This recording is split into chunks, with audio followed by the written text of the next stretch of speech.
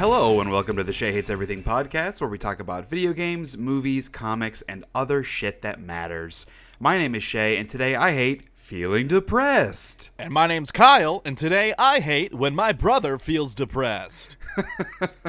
So you've been down the past several weeks, more so like just because of exhaustion and stress and all that other stuff. Yes. And so you've handed it over to me, so I really appreciate that. You're welcome. Negativity is osmosis. contagious. I don't know, man. It's I've been having a problem the past couple of weeks for a lot of different reasons, but it kind of manifests into me feeling apathetic. So it's not like typical depression where I am incapable of doing anything. It's just that I don't want to do anything, and so I just waste my time. Like last weekend, I have Guacamelee 2 to play. I have all these movies I wanted to watch and TV shows to start, and I mean, besides writing my blog and doing all these other things that I wanted to do that would be fun for me, and instead I didn't do jack shit last Saturday. I just sat on the couch, or I guess it was Sunday because Dad was here last weekend, so it was Sunday after he had left. So I just watched Seinfeld all day. It's just and then afterwards I regret it because I feel like I wasted the free time that I get. And then this weekend I just have a bunch of crap that I have to do. I mean, we're doing the podcast Saturday morning, and then I'm going to a buddy of mine's having a reception from his wedding that I went to in Chicago, but they're doing a reception in Atlanta for all their family here, so I'm going to go say hi to them. Okay. And then tomorrow I'm helping my sister-in-law move, which, happy to do it, but it's not like I'm super pumped to go help her move, Right. So I just have a bunch of things that I need to do that are beyond me chilling out and getting myself right, spending some quality Shea time. So it's tough. I'm just having a apathetic go of it. I was gonna say having a rough go of it, but I don't even have the energy to be mad that I'm having a hard time. I'm just so ugh. Yeah. That I get hit with that a lot, where you're super busy and your time is being taken up, so you don't really think about what you're gonna do with your free time, and then you get a night of free time and you're I don't really want to do anything, and then you feel bad because you feel you wasted your time by doing something that was I mean, regardless, it's not going to be productive, but you're not working on your game backlog, you're not reading your comic backlog or books that you need to read. You're just doing something that you've done before. You're just repeating old steps or old experiences just because that's what's comfortable and what's easy. It's kind of different for me because I'm a big planner. I know when I'm going to have my time, and I want to plan out what I'm going to do at that time so that I get the most of it. And I just like planning ahead. I like thinking ahead about stuff. That's just my personality. But for me now, it's not that I'm going into Friday night, what am I going to do? It's Friday night. I know what I'm going to do, but then when it gets to it, I don't want to do it. That's what the problem is. Okay. And it's not because I don't want to do it because it won't be fun. I just don't want to do it because I don't want to do anything. I get bouts of this, and there's other stuff going on in life with my job and some other things that make me feel this way. Well, they don't make me feel anything. It's in my power. I know that. But I feel this way because of those other things happening, and I hate getting into this because it's whatever those graphs are that are the waves where I go up and down and up and down, and I'm on a downward swing right now. Sine and cosine. Sure. Yes. Do those generate waves? Yeah. So I need to break out of it.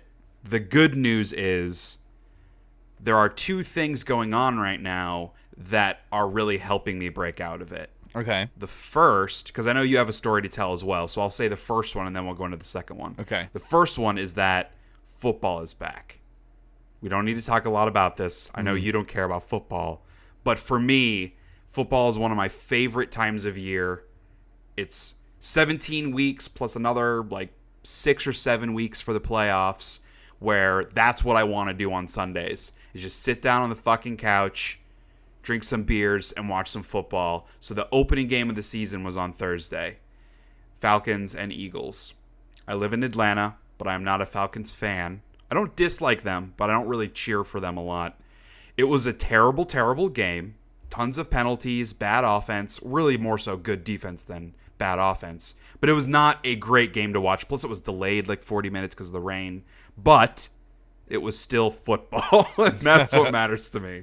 And I had all my fantasy football drafts, so all those are underway. First game of the season with those. I'm in 6 leagues this year, which is too many because I'm already having trouble keeping track of what players I have on what teams, trying to watch what guys I want to pick up from what's called the waiver wire, which is like guys that aren't on anyone's team that anyone can grab, and like I'm forgetting who's available in what leagues. So I'm in bad shape.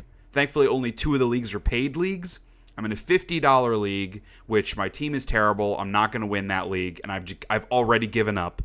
And then our home league that I do with Dad and Kelly, my wife is in it, father-in-law, brother-in-law, some friends and family of them. Our home league, we decided to do a $40 buy-in this year. And this is the 4th year of that league. So in the previous 3 years, I have finished 1st, 4th, and 1st. So I'm dominating that league. Is that the one you had that trophy for? That ridiculous hell yeah. spray paint gold trophy? Yeah, man. Yeah, Kelly. I think it was Kelly and her mom made. It's a trophy, but it's made out of beer cans and beer bottles and like red Solo cups, and they spray painted everything gold, and they put a bunch of like beer bottle caps all around it. It's amazing. They did a great job with it. So is that like the current, like, is that like having the title belt? So like the current holder, like the current person who won gets it and it passes on between people. Yep. Okay. So I have gotten to keep it for the past year. So it's been standing proudly on our liquor table in our living room for the past year, and hopefully will remain there when we move into our new home next year, when I win the league again. But point being, of course, I've won the league twice out of 3 years, and now the year that we're going to have a buy-in where we can actually win money, something shitty's going to happen. I'm going to like lose my top players to injury, and I'm going to get fucked and finished in last place. Because this is the year it actually matters, and my team's going to end up sucking. I can feel it already. There's the negativity coming back in. But so I'm just super pumped that football is back. It does cheer me up. Tomorrow on Sunday, I'm helping my sister-in-law move, obviously, but then we're going over to the in-laws, and we're just going to watch football all day. It's going to be really good, so I'm excited for that. So What about you? So last year I had quite a few kids in the theater program graduate, and one of them, he's total goofball, but ever since he was little, he's wanted to be a Marine. And like he just had like a lot of doubt going into it, and like people that were doubting him, and I was always like the first person to be like, dude, just like, you have to go for it, because if you don't at least go for it and do your best, you're going to regret it. And so he called me like a few weeks ago and told me that he made it. Like he passed the Crucible test. Awesome. And like went through graduation at the end of last month, and then he was in town for like 10 days. I think by the time this goes up, he'll be leaving in like 2 days or something. He'll be being redeployed. But yeah, so I got to have kind of dinner with him. I bought him dinner, and then he came to our first read through of the fall play, and just kind of talked a little bit about theater's influence on him and stuff. And that's cool. Yeah, so that was nice. It was nice. I'm proud of the kid. And like, because he's like this tiny beanpole, and then I saw him at B-Dubs, and he's fucking swole. Wow, he's that's thick, cool. Man. Yeah, and he don't was telling me thick. Well, you know. Thick like THICC. Yeah. That's like but that's like the sexy, like curvy. That's what that means. He's looking good, dude. Lady's gonna be swooning. Fair enough.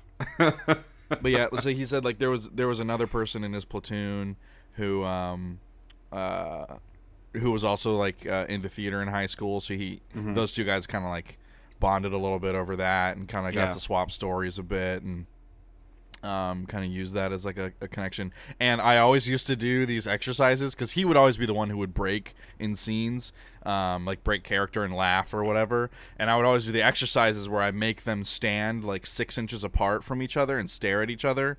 And if one person laughs, they have to like start over on the timer, and so they have to like make it like a full 3 minutes without laughing.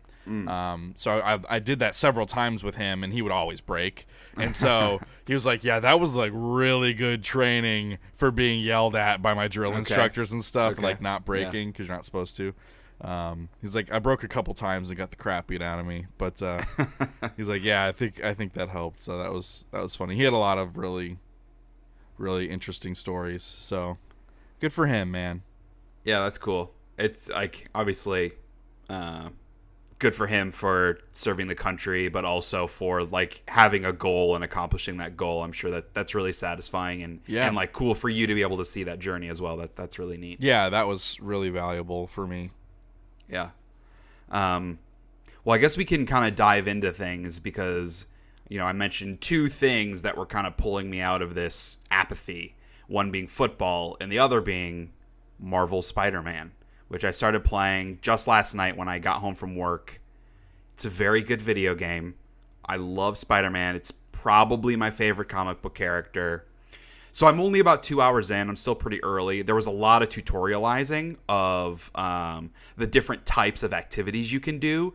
Because, boy, like, this is an open world game, and it is an open-ass world open world game. Like, everything you would expect in this type of game, this game does. It has all the kind of side activities and exploration and random collectibles and all that kind of crap, which... like, it's not, on the negative side, like, it's not doing anything particularly new with this genre of game, but it's doing all of those things very well in a very polished manner with the best web swinging ever. So Spider-Man 2 is always the game that people go back to of like, this is the game that made me feel like I was Spider-Man, swinging through the streets of New York City. No other Spider-Man game really nailed that feeling of swinging through the skyscrapers. This one knocks that out of the park. The speed and the kind of ability that you have to do different types of movements to go fast and go high and swoop right down really low right by the streets. And I did this really awesome move where there's like a little water tower, and just like randomly I used a move because you can like attach to the edge of a building and use that to like spring yourself forward faster as you're swinging. And so I did that on the water tower, and instead of swinging or jumping like over it, he like went underneath it on like the crossbar supports underneath and like did like a cool spin move through it. And there have been a lot of moments just swinging through the city where I'll do something and be like, that was fucking awesome. And just like it, that's just moving. Like, moving around the world is one of the best parts of the game, and that's a pretty big rarity in open world games in particular. Yeah, well, that's like always my big issue with open world games is like just the fatigue of moving through it. Yeah. I will never want to fast travel. And the world is pretty big. Like, I've barely touched a third of the total space, much less the actual activities in the spaces. But it's just so much fun to move around. Even when I unlock fast travel, I'm not going to use it because I just, like, I want to swing through the fucking streets, man. Right. It's awesome. That's good. That's, like, number one you have to get right with a Spider-Man game is swinging through the city. And there have been moments where, like, I want to go on the street and just, like, run around and kind of walk by people, and it feels really bizarre. Like, just to be, like, on the street running, because I'm like, I could be up hundreds of feet going so much faster. It's cool how that comparison works, where being on the ground feels unnatural already in this game because it's so acrobatic. Right. The combat, which we had seen a decent amount of in, like, E3 demos and stuff, I'm not like 100% clicking with it yet. It's very much the Arkham style, which is what I expected. And that's a good style of combat. Again, it's not new. It's not that fresh. This is just a very acrobatic version of that. I'm kind of just like struggling with it because I'm a button masher. We've talked about this before. And it's not like it's super combo based, but there are lots of combos you use to like do more damage and build up your focus meter, which allows you to do a special move or refill your health, things like that. And because I'm button mashing, I'm not really accomplishing a lot of those more intricate moves. And a lot of dudes have guns, and they fucking destroy you if they hit you. And so like I'm dying a frequent amount. There's no real punishment for dying, but it's more like I'm still trying to get my hands around a lot of the longer combos, more intricate moves. And I know as you progress, you unlock not even just special abilities, but also like gadgets that you can use. So the first one that you have is just like you can spam like 6 really fast web shooter shots to like tie up a guy and beat him up. And then I just unlocked one that you shoot like one heavy one that like instantly wraps him up. And I know as you go along, you get much better ones. Like I think there's like a mine that you can drop that like explodes into web stuff. And there are more cool gadgets as you go that I'm excited to get, because I think it'll expand my ability to fight guys a little more. So which version of Spider-Man is this? Is it where he produces the web stuff in his body? No. So he has web shooters. Yes, and that is the actual version of Spider-Man. I know. So I just don't like it as much. The original Spider-Man movies, the Tobey Maguire ones, he had the actual ability to shoot from his arms. In the comics, it was always web shooters. Yeah, web shooters. And then he went through there's like an added layer of like stress, like, oh, he ran out of web fluid, or someone broke one of his shooters on one of his arms, and it could lead to more interesting situations. And I think it also builds on his like tech ability, his like scientific background, which I really like, kind of that inventor's mentality. But in the comics, there was that one big arc. I think it wasn't clones, but it was something like that. I don't remember the name of the arc from several years ago, where his like spider-ness goes like it evolves a lot for a short period of time. Yeah, and then he can like shoot it out of his arms for a little bit, and he comes out with like actual spider abilities. Exactly. But then he's like actually turning into a spider or something. Yes. Yeah. I remember that. I think it's like clone something. Yeah. Is because it's that arc. There are a lot of Spider-Man clones. Right. Anyway. Well, that's in Ultimate Spider-Man, I think. Is it? I think. Does he have the? I think that's an Ultimate Spider-Man arc near the end. They may have done it in Ultimate, but I know it is also in Vanilla Spider-Man at some point. But yeah, so they, granted, because I'm still early, I'm still learning a little bit about the as Peter Parker stuff. I'll say the story isn't doing a ton for me yet. There isn't really a story yet. I'm still in the early stages where like it's introducing me to characters, but the actual moments where you are Peter Parker aren't hitting me as hard, primarily because when I am Peter Parker, I'm like, no, just put me back out in the open world. I want to be Spider-Man again. I want to swing around and fight guys. So I'm sure as it goes along, I'll get a little bit more engrossed in those characters. The game looks absolutely phenomenal. I mean, because I have my PS4 Pro, my 4K HDR TV. I'm playing it in 4K HDR, and my lord, does the game look fucking great. I haven't played around with the photo mode yet, but I am going to in this game just because it looks so fucking good. It's not like God of War level good in terms of the detail, because this is such a larger experience. But for being an open world game like this, I mean, it's pretty amazing. No pun intended. Hey-o.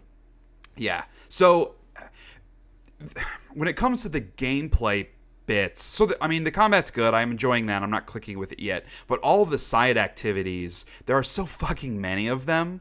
And most of them are fun. So like there are like car chase sequences, or like kind of random robberies that happen that you get on your police scanner. And they're like hidden backpacks to find, where like it has a little photo or a little collectible where you get and it's doing all of these things, you get tokens. So like you get a backpack token, or a car chase token, or a heist token, and you use those tokens to build new suits and upgrade suits and build new gadgets for your suits, like suit upgrades basically. And I haven't been able to dive super into that system because I'm still so early, but there's just a lot to it. And I know on the Giant Bombcast, Ben was referencing God of War when he was talking about it, and I see that comparison for a little frame of reference for you, Kyle. The way that the upgrade system worked in God of War was just like a little too obtuse. You didn't really know what quite you were doing. I'm feeling that right now in Spider-Man.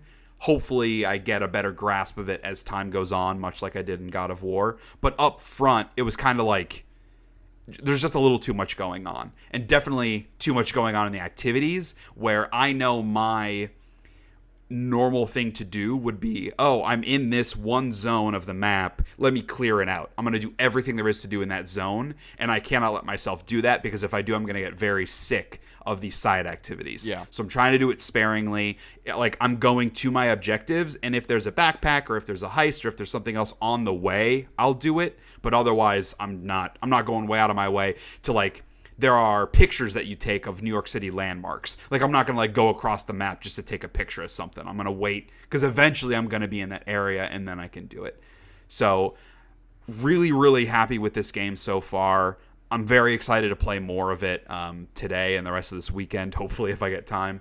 But, yeah, it's made a very good first impression. I'm excited to see all the little Easter eggs, Spider-Man Easter eggs, and the different villains and stuff. That I'm sure I'm going to get a lot out of that. So, super pumped.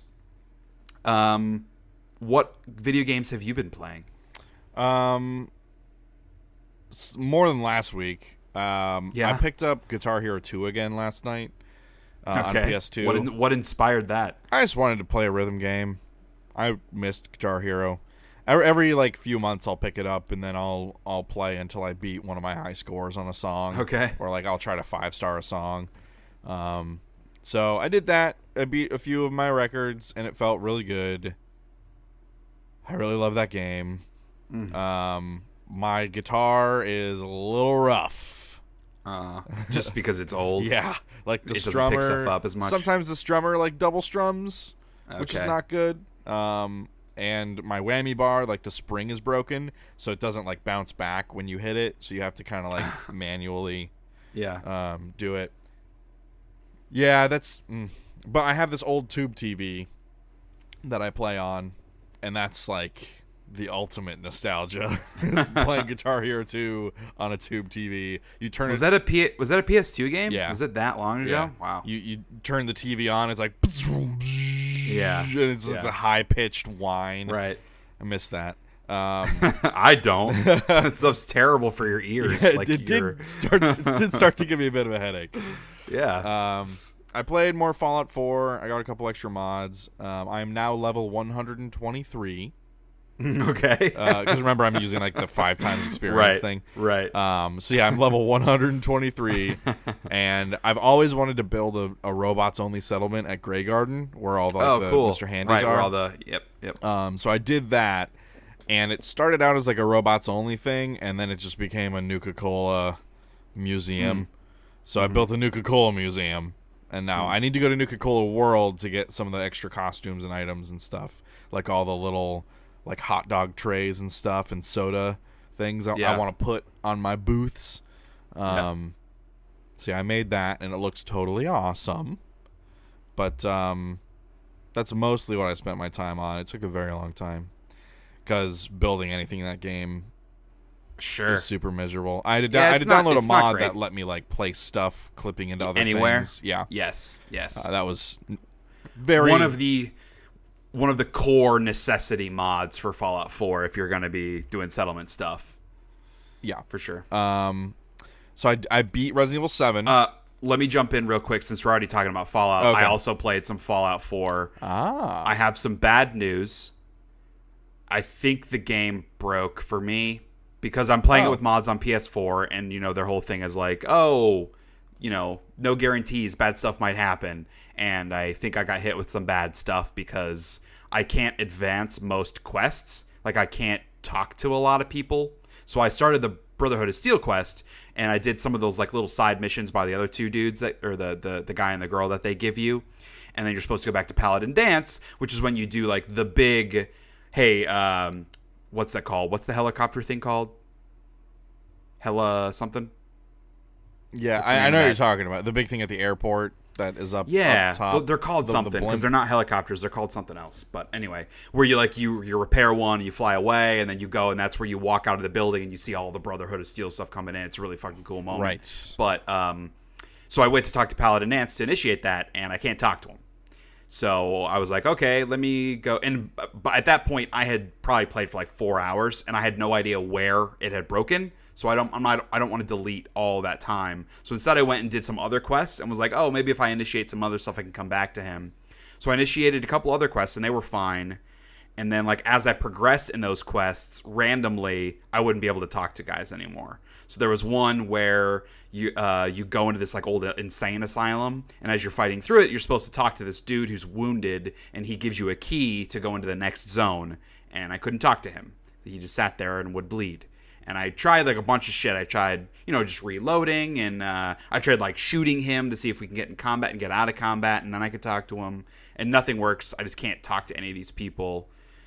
So it might be the end of me playing Fallout 4, unfortunately, because, like, I'm not going to go back to an old save file, because at this point, I've played, like, 8 more hours since the whole initial Paladin Dance thing happened, and I don't even know that deleting that and going back is going to fix the problem.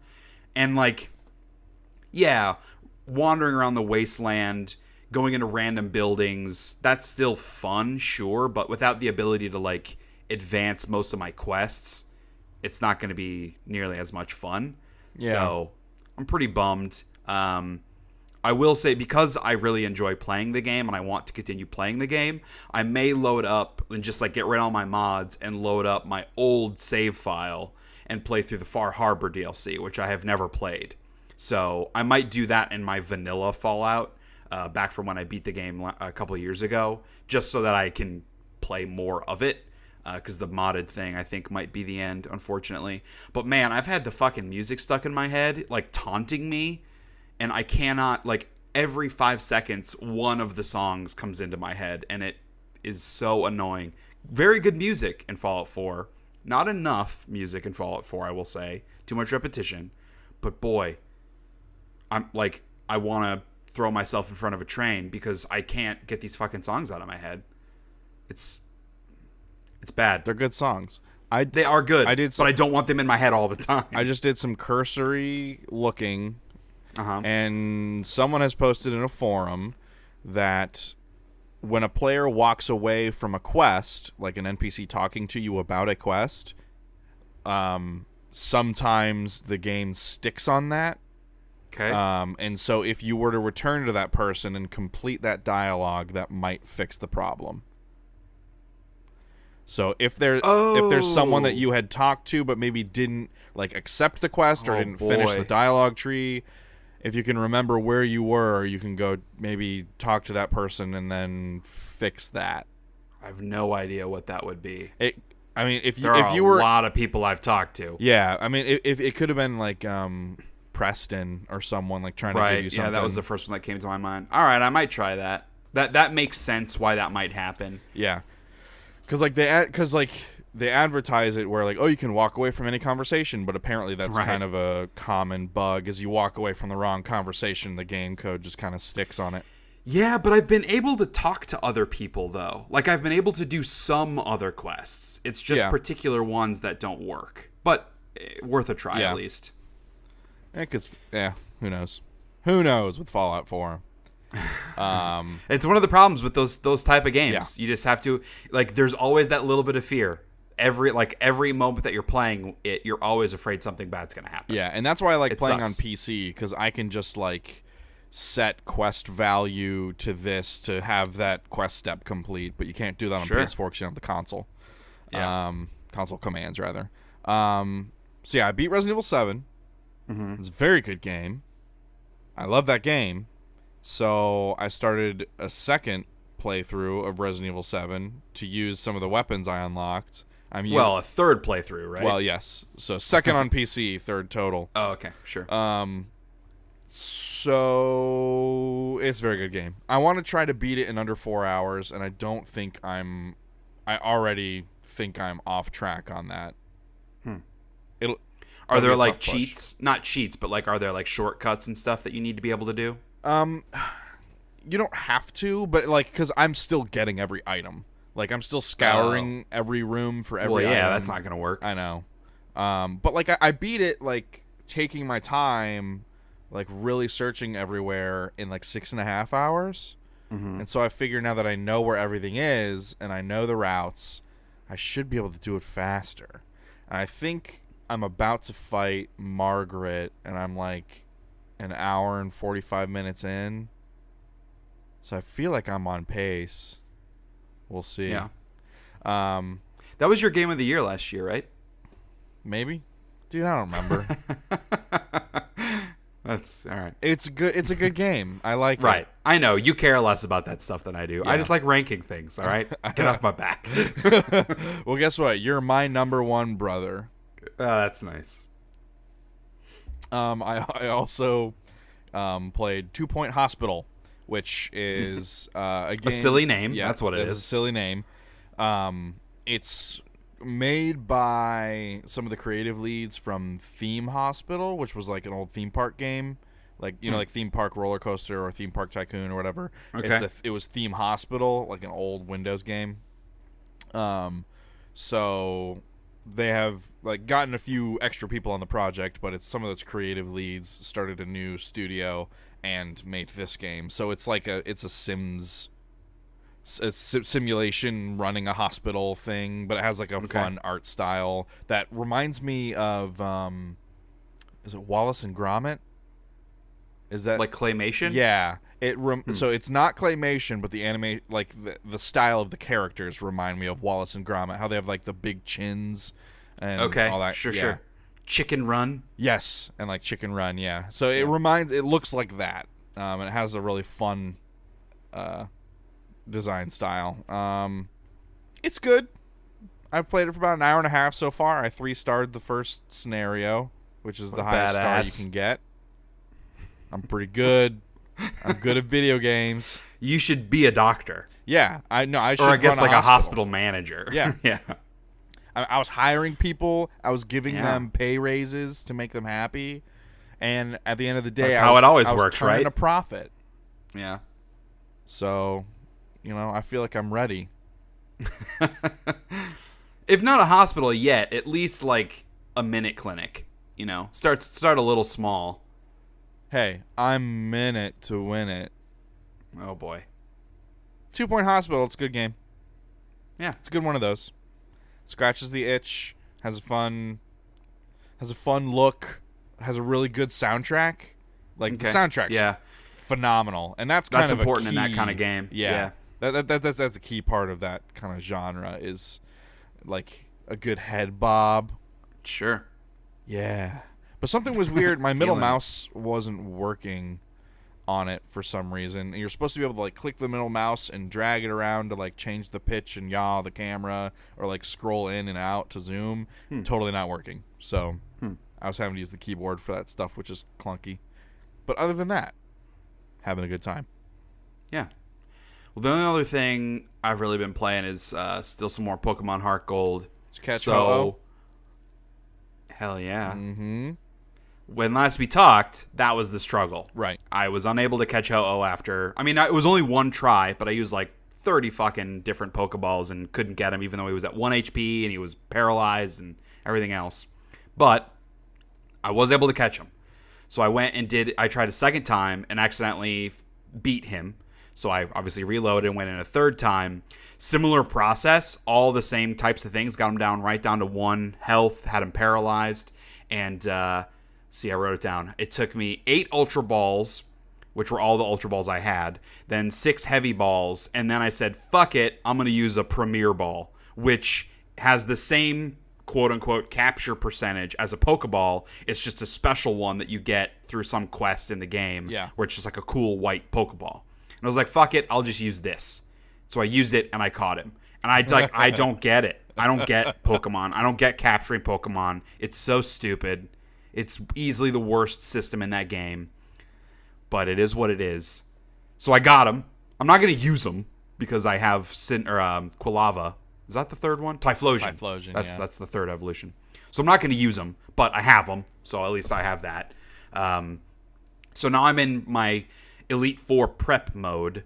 And my roster was Typhlosion, Knocked Owl, who's a flying/psychic Pokemon, Red Gyarados, Sudowoodo, Ampharos, my electric guy, and then I had Gligar, who was a flying/ground, which is a cool type.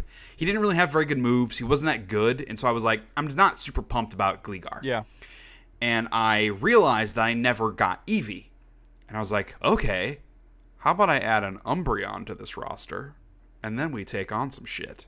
So I went and got my Eevee, and I was watching YouTube videos, and I just got on my bicycle, and I just went in a straight line back and forth for probably an hour and a half, just back and forth, AD, keyboard keys, to get my friendship up with him. And then I was able to evolve him at like level 20, I think. So I have my Umbreon now. I'm still leveling him up. He's at like 28 or 29, so it's taking a while. Just because there's no really great place to grind out levels in that game. I think like the highest level zone is like high level 20s or something crazy. Ugh. And my guys are mid 40s. So it's going to take me a while because I want to get to level 50 with everybody before the Elite Four.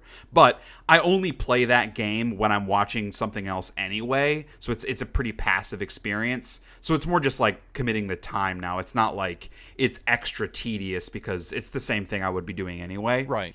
But I did cross 60 hours played. So I'm at like 63 hours, which is a decent chunk of time to be playing in that game. So, yeah, I'm still having fun with it. I know it was either last episode or episode before I was like maybe cooling on it just because I was getting to that point where there were so many other things I needed to do. But if my time with Fallout 4 is ending, then Heart Gold can kind of be my old game, my waste time game. Because also, we haven't touched Destiny 2. So I don't know what's going to happen with Forsaken, but I know like you didn't want to spend the money on it, but also weren't super into playing it anyway. Right. And that's kind of where I am. Like I've watched some videos and heard some scuttlebutt that people are having fun with it. That it's more Destiny, obviously, but that it's good more Destiny. The way that Taken King was good more Destiny. Yeah. And like I want a bow. I'm really good with bows, and I like bows in games. Bows are good. I like those. Yeah. I would play it, but I'm not going to play it by myself. You know what I mean? So I know Cody's playing it, and he has all his group of people that I'm sure I could play with them, but I'm just not. I did go in a couple days before Forsaken launched that weekend. I did play it for a little bit. Again, going back to when I was feeling kind of depressed and just wanted to waste time. There's no better waste time game than Destiny 2. So I played it for a little bit and just didn't really have fun. Like I did some strikes, did some random world exploration, like more of the same shit that you always do in Destiny. And granted, it was by myself, and that game's always more fun when you're playing with other people. But I was just like, this isn't. I'm not even the like how the shooting feels so good doesn't do it for me anymore. I've done it enough where it doesn't feel special. And so that's when I was kind of like, maybe I'm not ready for Forsaken. Maybe in a month, you and I will want to go through Destiny again. And then in a month after that, we'll get sick of it. And then in a month after that, we'll pick it back up. That's kind of the cycle. Yeah. So yeah, that's kind of video game. I haven't gone back to Octopath Traveler. I always think about it, and it's really good. I really liked it, but something about it, I'm not feeling motivated to pick it back up. Well, so I don't know. Like the stories aren't interesting enough. Yeah, they really aren't. The stakes aren't like. And honestly, the combat's too repetitive. Yeah. Like, it sucks, man, because I think I'm in a position where, because I've played so few games this year, I want to like them more than I actually do, because I want to feel like those few games I've gotten a lot out of. And so I'm trying to convince myself that I really like Octopath Traveler, but whenever I think about it, it's with like an underwhelmed feeling. So I don't know. I do want to go back to it because there are a lot of elements I liked, and I want to give it more time. Like I want to get everybody, and then I want to start their second quests to see if those are a little more engaging. And I know you get the ability to add a second class to each person, which would make it a little bit more customizable. So I want to get to that point, because then I feel like I'm seeing the meat of the game, and then I can make my decision. But that's still several hours of gameplay away, and I'm just at the point where I'm like, ugh. Like, I want to play Spider-Man. And next week, I'm going to want to play Shadow of the Tomb Raider. I also want to play Guacamelee 2. So it's like, where am I going to find time for Octopath Traveler? I'm not sure. So what about other stuff for you? You watching anything? Yeah, a little bit. I watched Constantine with Keanu Reeves on Netflix. Why? Because I've never watched it, and I like Keanu Reeves, and it seemed like a dumb waste of time. It was. But it was also fun. It was a fun, stupid It's not thing. A bad movie. Like, it's not good, but it's not bad. It's fun. Right. And then I don't remember what I was listening to or who I was talking to, but someone brought up Point Break, and I realized I'd never watched Point Break either, another Keanu Reeves film. Right. And then I also remembered the fat guy from Hot Fuzz talking about Point Nick Break Frost. and shooting shooting the guns in the air and stuff. Yep. So I watched Point Break too, or as well. As far as I know, there's not a second Point Break. There is. What? It is not the same actors. Oh. I think it just came out like a couple of years ago. Well, I'm not interested. Or maybe it hasn't come out, but there is a sequel to Point Break, but it looks terrible because it's different actors. I only care about Keanu. And right. Holy shit, was he bad in that movie? Yeah, that's a bad movie. Point Break is a bad movie. Yes, but people like it was because a ride, man. It's dumb, but it's not good. It's super stupid. But I did enjoy it. So those are the 2 movies that I watched. Did you watch any movies? I did. Like I mentioned, Dad was in town last weekend, and we like going and seeing movies together. A lot of times when he's here, we'll go see a movie. So we went and saw Operation Finale, which is a Oscar Isaac movie. I always confuse those names. But Oscar Isaac, who plays Poe in Star Wars. Okay. I think I am a big fan of him. I've liked a lot of his stuff, and I really like him in Star Wars, and I've seen him in a couple other things and thought he was good. He was in Ex Machina. Did you ever see Ex Machina? Nope. You would like it. It's like a sci-fi drama. It's really intense. But he's in that, and he's phenomenal. He was in Annihilation, which I did not enjoy, but I thought he was good in it. It was a small part. But anyway, I have never seen him in anything and thought he was bad. So I'm kind of on the page where, like, anything he's in, I'll go see it. And this was kind of one of those. So the basic story is it's Ben Kingsley plays one of Hitler's lieutenants that was in charge of the Holocaust, basically. And he escaped. Like, he didn't kill himself, which most of Hitler's lieutenants did because they were cowards. Man. Yeah, well, he's a bad person. Like, you're in charge of the Holocaust. But that is what is so fucking crazy about this. Because Dad and I talked a little bit about it, and it's still, like, 9/11 was an absolute tragedy. There are tragedies that happen all over the world all the time, genocides and just terrible, terrible stuff that's going on right now, like in Africa and Syria and all these countries. But nothing comes close to the Holocaust in terms of just the most awful, awful thing to have ever happened is the Holocaust.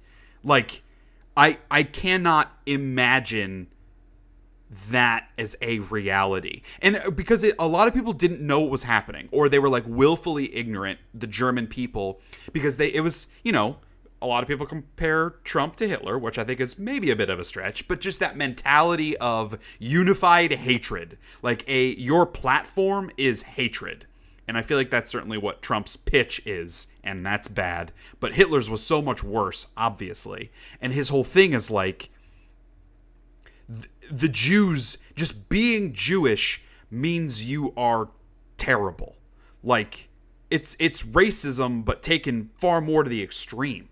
Like, and so all these German people that were convinced that Jewish people were the cause of all problems in the world, and that they needed to be exiled or whatever. And that's what they decided to believe what happened. When in reality, what was happening is they weren't exiling these Jewish people. They were putting them in fucking camps, torturing them, murdering them.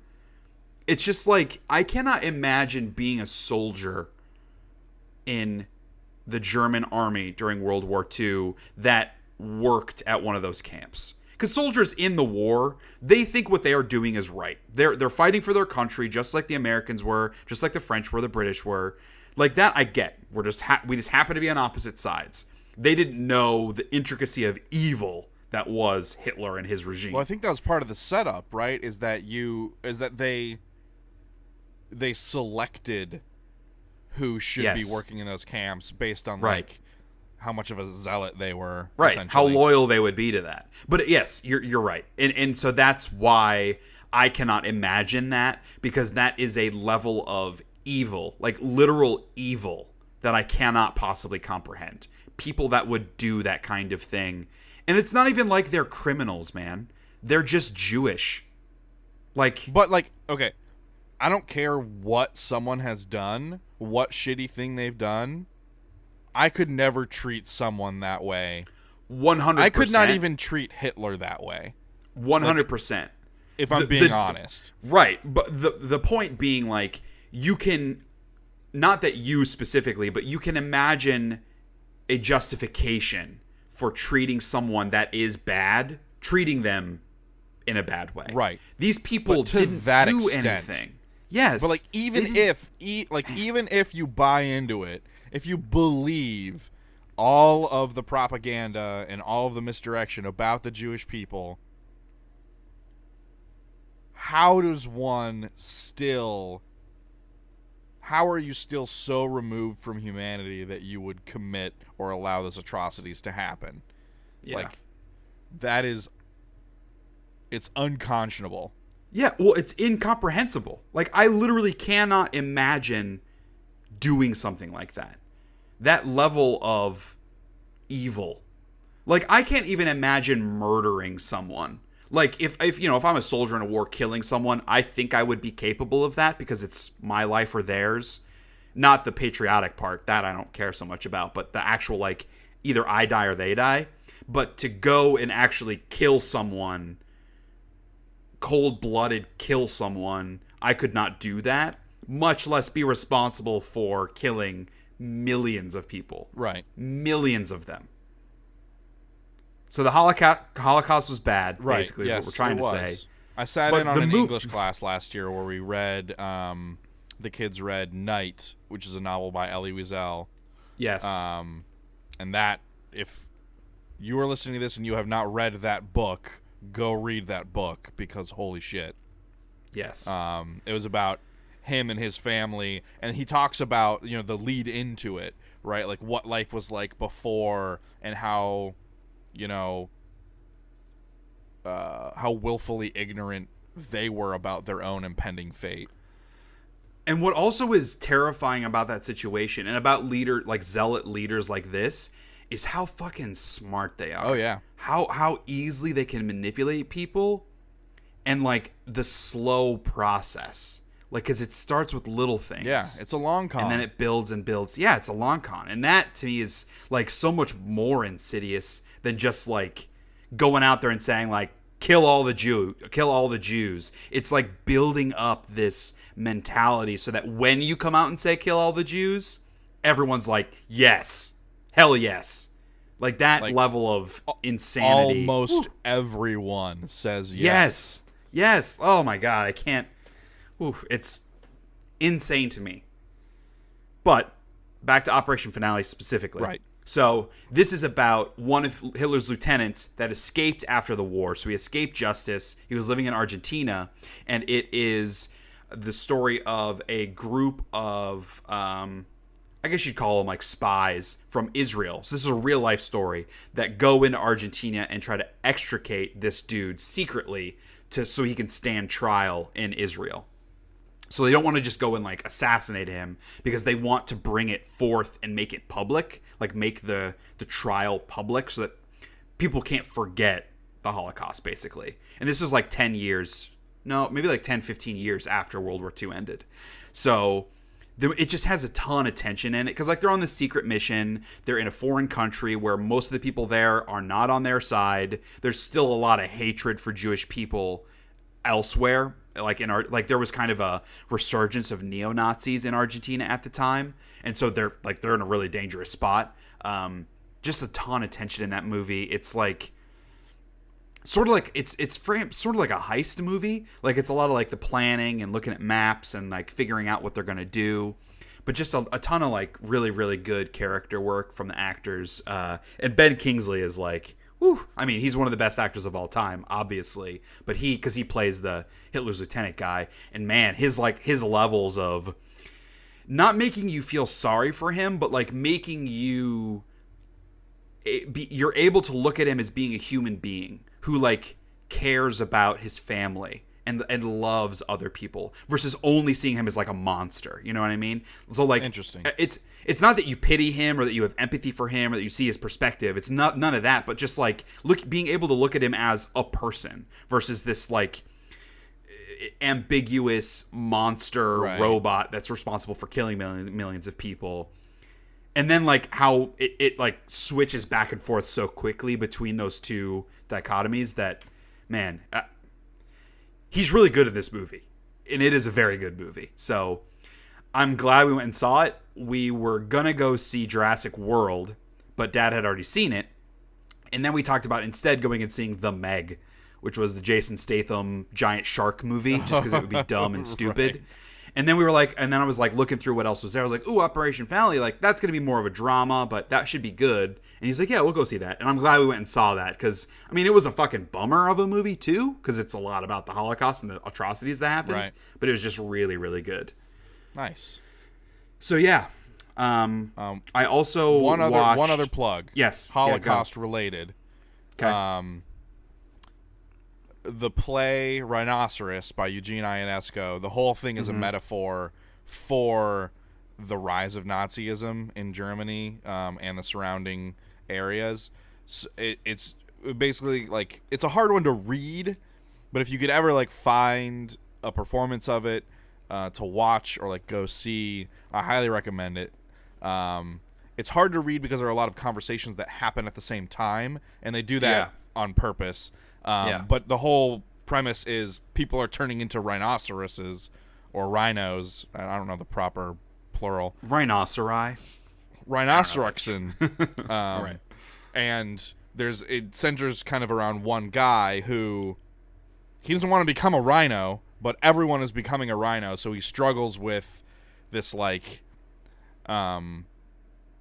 should I just become a rhino and be a rhino with everyone else, or and then at the end of the play, like he almost does it, and then he like says no, like fuck this, I'm gonna stand up for what's right, and I'm gonna maintain my humanity, because like becoming a rhino, like not only a rhino's dangerous, but also like it's, you know, the loss of humanity and the animalistic nature of the atrocities that the Nazis committed and stuff. So it's just a really powerful play that, when done right, can be very affecting. So, Night by Elie Wiesel and Rhinoceros by Eugene Ionesco. Get yourself some history and some perspective. Educate yourself. Yeah. Or if you can't read, go see Operation Finale. Yes. So I also started watching Jack Ryan. It's a new Amazon show with John Krasinski. There have been a lot of adaptations of Jack Ryan. I think Tom Cruise did a Jack Ryan movie several years ago, or maybe it was Chris Pine. I get all those kind of movies. It was Chris Pine because Jack Reacher was what's his face? Tom Cruise. They're all the fucking same. But anyway, so I started watching it. I watched an episode and a half, and then I decided I'm not going to continue watching it because boy, it sucks. It's just like it's a network drama. And it's weird because with these streaming networks and these more premium platforms like Hulu and Netflix and a lot of times Amazon as well, I have higher expectations. Like I treat them like cable networks where the content is just better. Like they're better shows than you would see on CBS or ABC or NBC because they're not like the big four. They dumb their shit down for dumb Americans. And cable networks, they let creatives be creative. They're not produced to death. They're not executive noted to death. And Jack Reacher, or I'm doing it already, Jack Ryan feels like you would see it on CBS.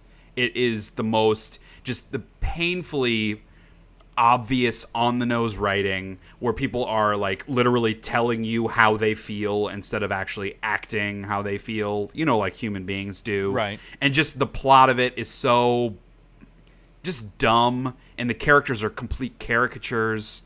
Okay, and so it's like the show Arrow. Sure, yes, totally. That's what those kinds of shows are. They're bad shows. And something like Arrow gets a little bit more of a pass because it's a DC show, it's superheroes, people like that aspect of it. But when that's how I felt about when we tried to watch The Blacklist. We just couldn't. The concept of it was really cool. I'm a big fan of what's his face? James Spader. I think he's a great actor, but just the writing on that show was so fucking terrible. The plots were so fucking terrible that I couldn't watch it. I was like, no, this is wasting my time. That's how I felt about Jack Ryan. When I start a show, I want to give it 2 episodes because the pilot could be the pilot, and so I want to give it another full episode. And I was like halfway through Jack Ryan, and I was like, you know what? I'm not seeing how this is going to change. I don't want to give this another half hour of my life.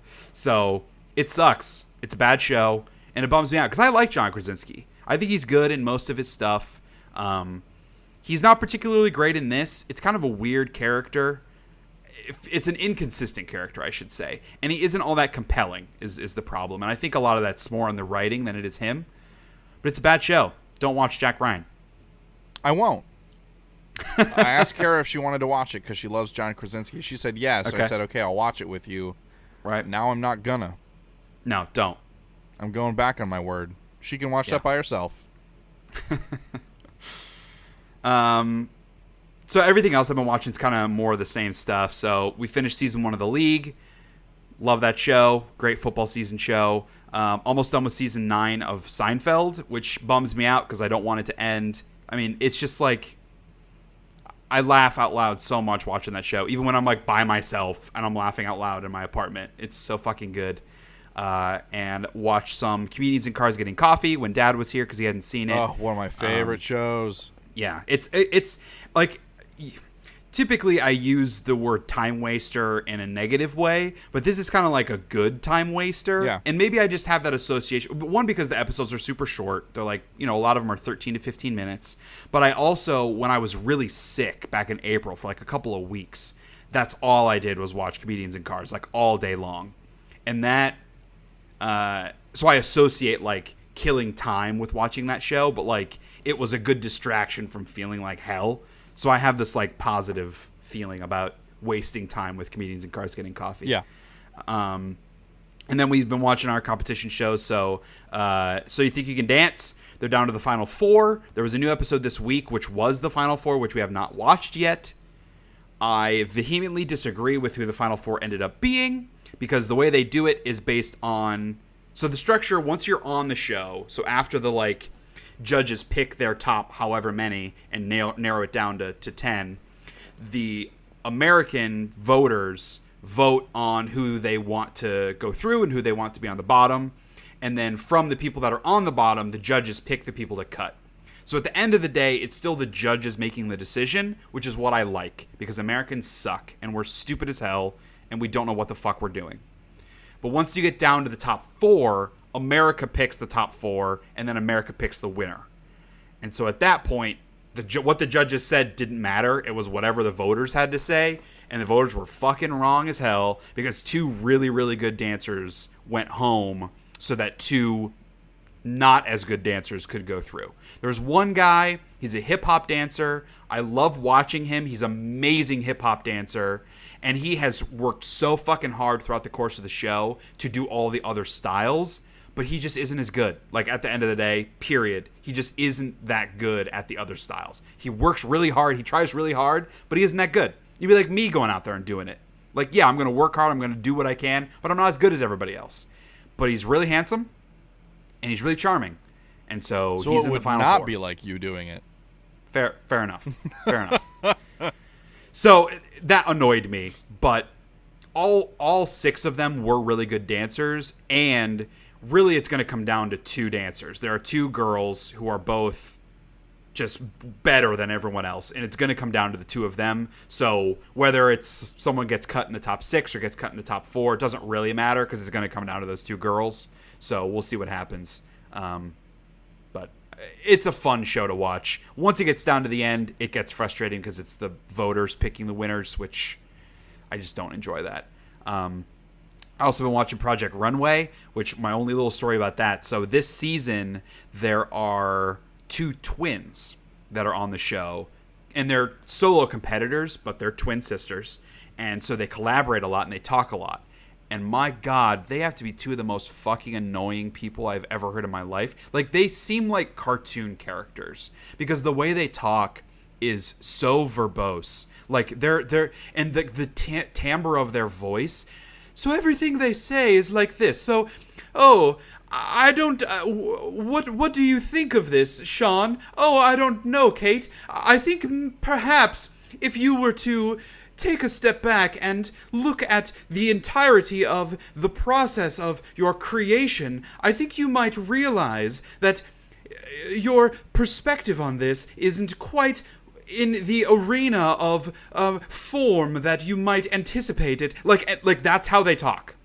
I'm not exaggerating. That is how they talk. It's so fucking annoying.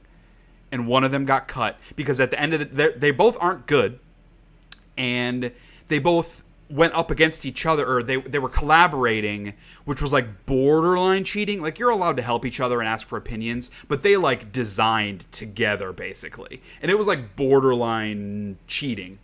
And so when it came down to it, both of them, they were on a partnership, and their looks lost. So one of them had to go home, but because they're so intertwined collaboratively, the judges were like, we don't know who to send home, because frankly, we don't know which one of you was responsible for this being bad. So instead, you two are going to go head to head. You have 1 hour to make a garment. You cannot help each other. Go. Whoever does worse loses. And so they're like sobbing hysterically, like, oh, my success will lead to her failure. And it was quite funny because I hated both of them and I did not care. And as they're going through, one of them was like, she didn't know what to do. She couldn't come up with any ideas. And so she was like, clearly this is just a sign that my sister is the one who should continue along in the competition. She is capable where I am not, blah, blah, blah. And so she like threw herself onto the bus and got cut. And then in the next episode, I mean, this is spoilers for Project Runway, but in the next episode, it came out that the remaining sister had a secret measuring tape at their hotel room where she was measuring her own pants, her own shirts, and then just recreating them as part of the competition. So she was straight up cheating. Like, no, there was no gray area where, oh, they're being helped, blah, blah, blah. She was straight up cheating, and she won that challenge. She won $25,000, and then it came out that she had been cheating. So they took away her win, they took away her money, and they fucking kicked her off. So both of the sisters got kicked off right back to back. And boy, howdy, am I liking the show so much more now. Because like now that they're gone, that energy is out of the kind of workroom area. Everyone else is having so much more fun and like talking to each other and like making jokes and just, you know, being funny. I'm so happy that they're gone. But man, like, it would be so fascinating to learn more about those twins, like why they are the way they are, like from an actor perspective, like as a character study. Right. I'd be so fascinated, like, because they are not human beings. The way they talk, the way they are is so not normal. Really interesting. So that's been Project Runway. Those were really fun episodes, though. Secret tape measure. Yes, secret tape measure.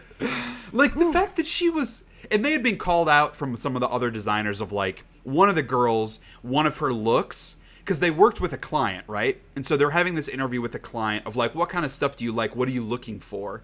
And the girl her client was wearing this, like, kind of crop top, blue, dark navy blue thing with, like, these, like, flared black pants. And she's like, I really love the outfit I'm wearing now. So something that was, like, a little bit of a different vibe, but that is this style would be really cool. And the designer, one of the twins, basically just recreated that look. And she was in the top because the judges didn't know that that's what she had done. But all the other designers are like, what the fuck? Not only did she just, like, not accomplish what her client wants, like, she just made another version of what she already has. Why would the client like that? That's like buying two shirts that are the same shirt, the same color. Why would you do that? Plus...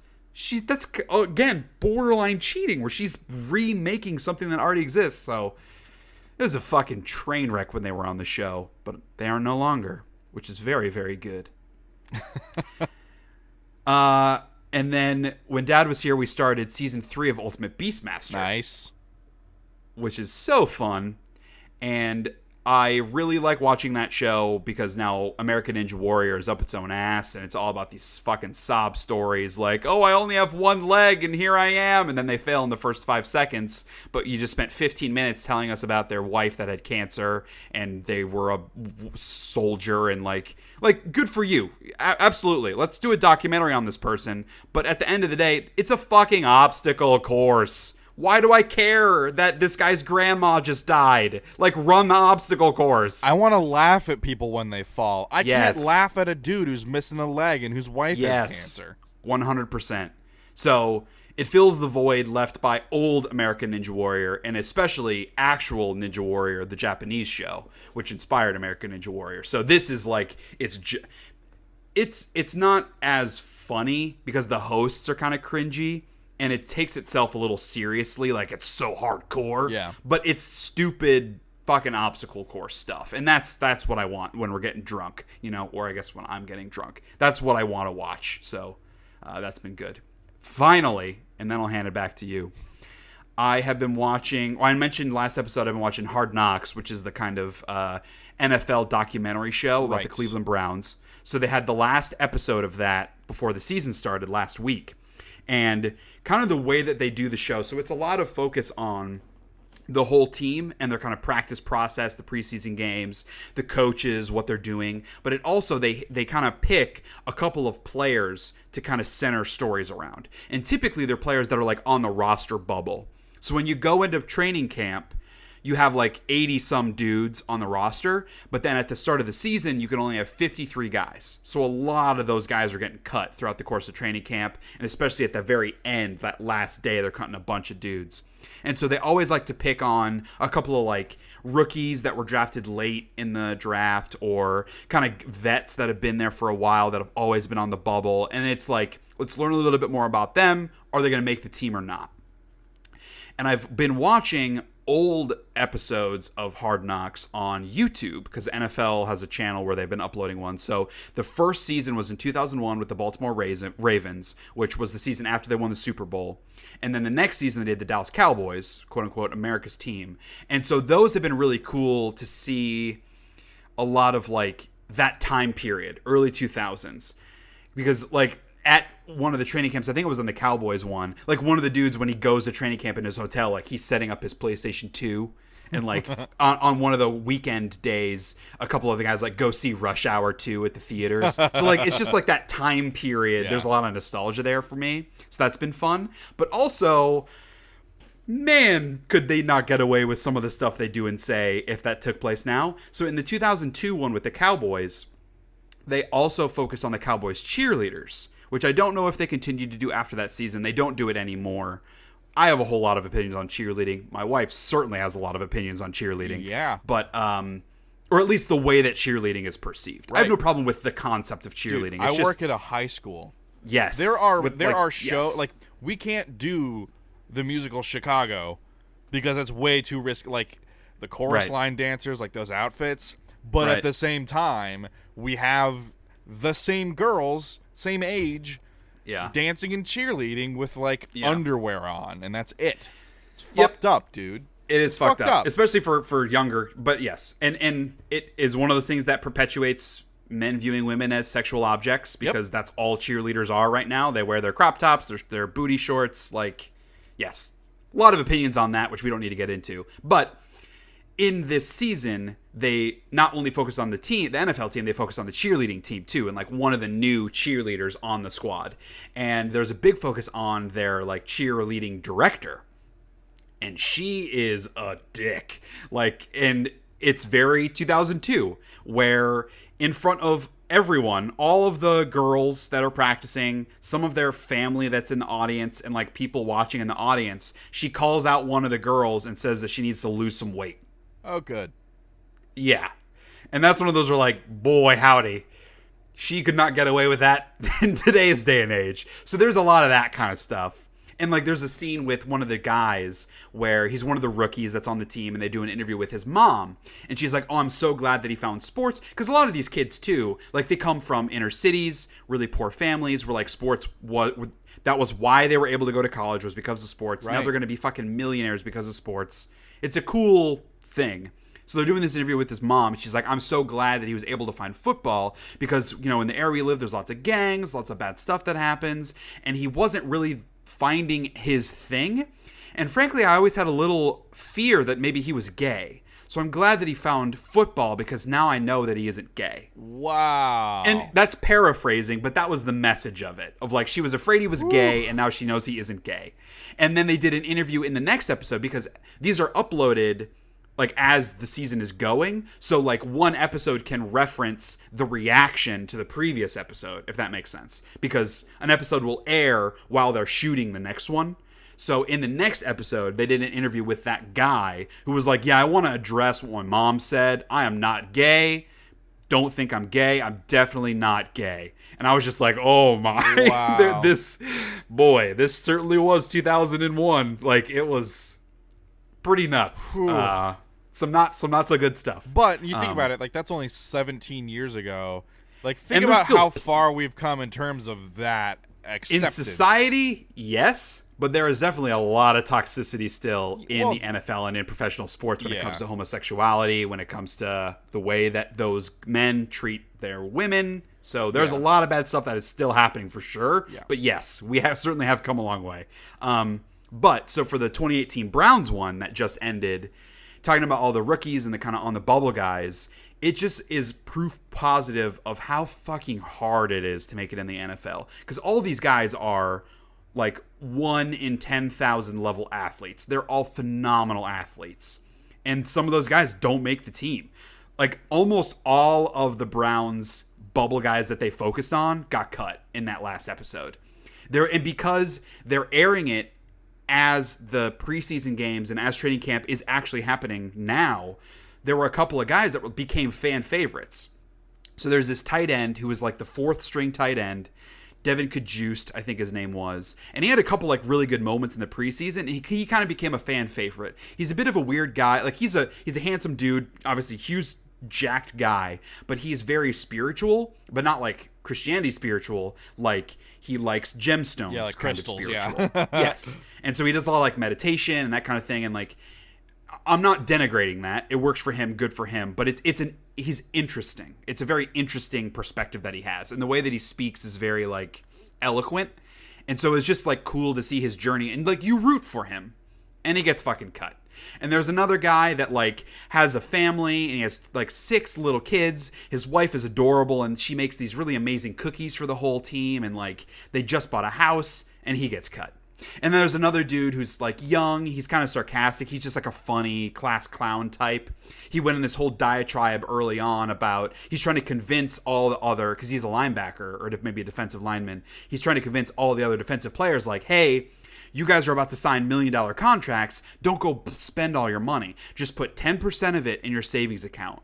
And after 10 years, that multiplies 10% every year. So 10 grand will eventually be worth like 640 grand in 10 years. And they're all like, holy shit, that's crazy. And his math is not even almost right. Like he's so wrong in his assumption of how the financial world works. Yeah. And so people were making fun of him in a lighthearted way. And then he gets cut. And so it's like all these guys that you really like, that you really root for, get cut because that's how brutal the NFL is with their rosters. So that was a bit of a bummer to see. Because, like, watching the old seasons, there's not as much impact because all those guys are out of the NFL anyway, even if they had played. I don't have that much connection. But this 2018 one, like, these are guys right now that are looking for jobs right now. If they can't make it in the NFL, what are they going to do? They didn't actually get an education. Like, they went to college, sure, but on a football scholarship. They didn't go to class. A lot of them didn't graduate. Right. What are they going to do with their lives now if they can't make it in the NFL? So it gets a little dark when you think about it, but it's a lot of fun as a football fan to see a lot of that stuff. And also the differences between good coaches and bad coaches. So in 2001 with the Ravens, this was post their Super Bowl, Brian Billick was their coach. He's now an analyst on the NFL Network. And you can just tell he's a fucking great coach. The way that he does his like talking heads, his interviews, the way that he manages his team, corrects guys, really pushes them when he needs to, but also gives them a break when he needs to. You can tell why they won a Super Bowl. He's a really good coach. And then they went and did the 2002 Cowboys with, I think it's like Dave Campo was his name. And he's just an idiot. And he doesn't demand any respect from his players, which is much like the 2018 Browns with Hugh Jackson, which I mentioned last episode. They've won one game in the past 2 years. They are 1-31, and this guy still has a fucking job in the NFL, and he will not after this year because he just doesn't get it. Like there's a quality that you cannot teach, that you just have this personality that demands respect. Like people just look up to you. They look at you like a leader. And if you're going to be running an NFL team, you kind of need to have that with a bunch of macho, jacked dudes. And he just does not have it. You just see the way players look at him and ignore him when he talks. I feel bad for the guy, but like he shouldn't be a coach. He doesn't have what it takes. So anyway, he'll be fired next year. We'll see who the Browns get as their coach.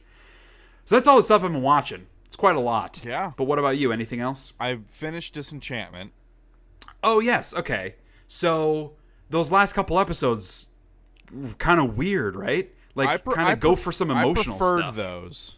Really? Because they had, like, a focus and, like, a clear narrative through line as opposed to the previous ones that were kind of a hodgepodge of stuff. Okay. And it still had that kind of, like, that influx of like stuff going on in the background, like the fun little scene setting things, where Matt Groening likes to throw his little jokes in. There was still some of that stuff, yes. But I kind of liked the more focused narrative. I mean, I think I would like it if it was also serialized, but just kind of the hodgepodge wasn't working. Kind of the first bit of the season. I thought the ending was bad. Yes, and terrible. Yes, confusing, like a really bad cliffhanger kind of a thing. Yeah. Like, it's obvious they have a clear direction for season 2, but it's like, or not clear direction, but like, you know what the story is going to be to start season 2. Right. But it was just like, it didn't feel like a season finale at all. Yeah, it was, that part of it was weird. It felt like the transition, it felt like the transition between one arc, the first arc to the second arc, that is typically in a season of a show. Right. Or like a longer season.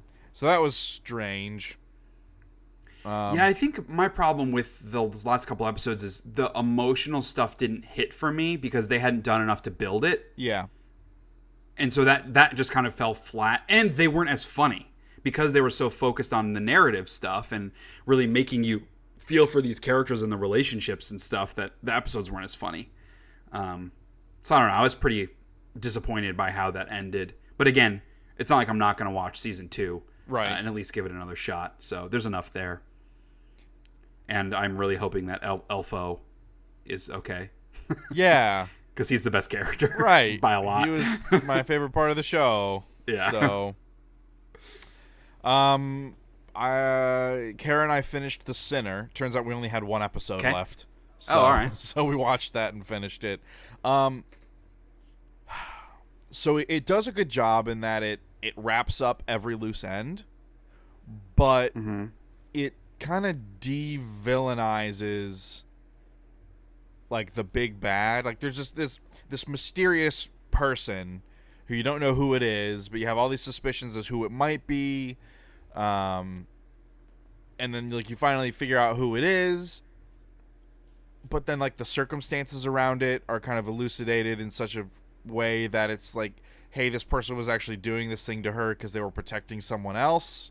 And, like, while it's not really an excuse, it, like, you can see how someone would be put in a situation to make that choice, like, ruin one life or another life. And, like, who is this random person to that person over this other person? Like, it's kind of just all around some bad shit, and like a lot of bad decisions led up to the situation to put them in the situation to make that decision, like bad decisions that shouldn't have been made in the first place, that the whole thing could have been avoided. But like, so it's like this weird thing at the end where you don't feel like justice has been done. It just is like, yeah, Jessica Biel's life has been complete shit up until this point, but like she can finally, so there's resolution that she can finally start to deal with that trauma in a healthy way. So there's resolution there. as opposed to like her mind repressing all these details. You know, she finally has like all of herself back and can start to process. So there's that. But in terms of like the villain or the bad guy, there isn't really. It's not justice that feels good, if that makes sense. Yeah, and because it's gray. Because I feel like plenty of shows are able to do that successfully. So, do you think that it's successful at that kind of ambiguity, maybe? I'm just not a fan of the ambiguity. Okay. I mean, they definitely make it ambiguous as to like how you should feel about it, but I'm not a fan of that. I like the part where she gets her resolution, but I don't like that other half of it. Okay. Is this a series or a mini-series? This is like its own self-contained story within the season. There isn't really anywhere for it to go. Huh. It's just like it's kind of like one story.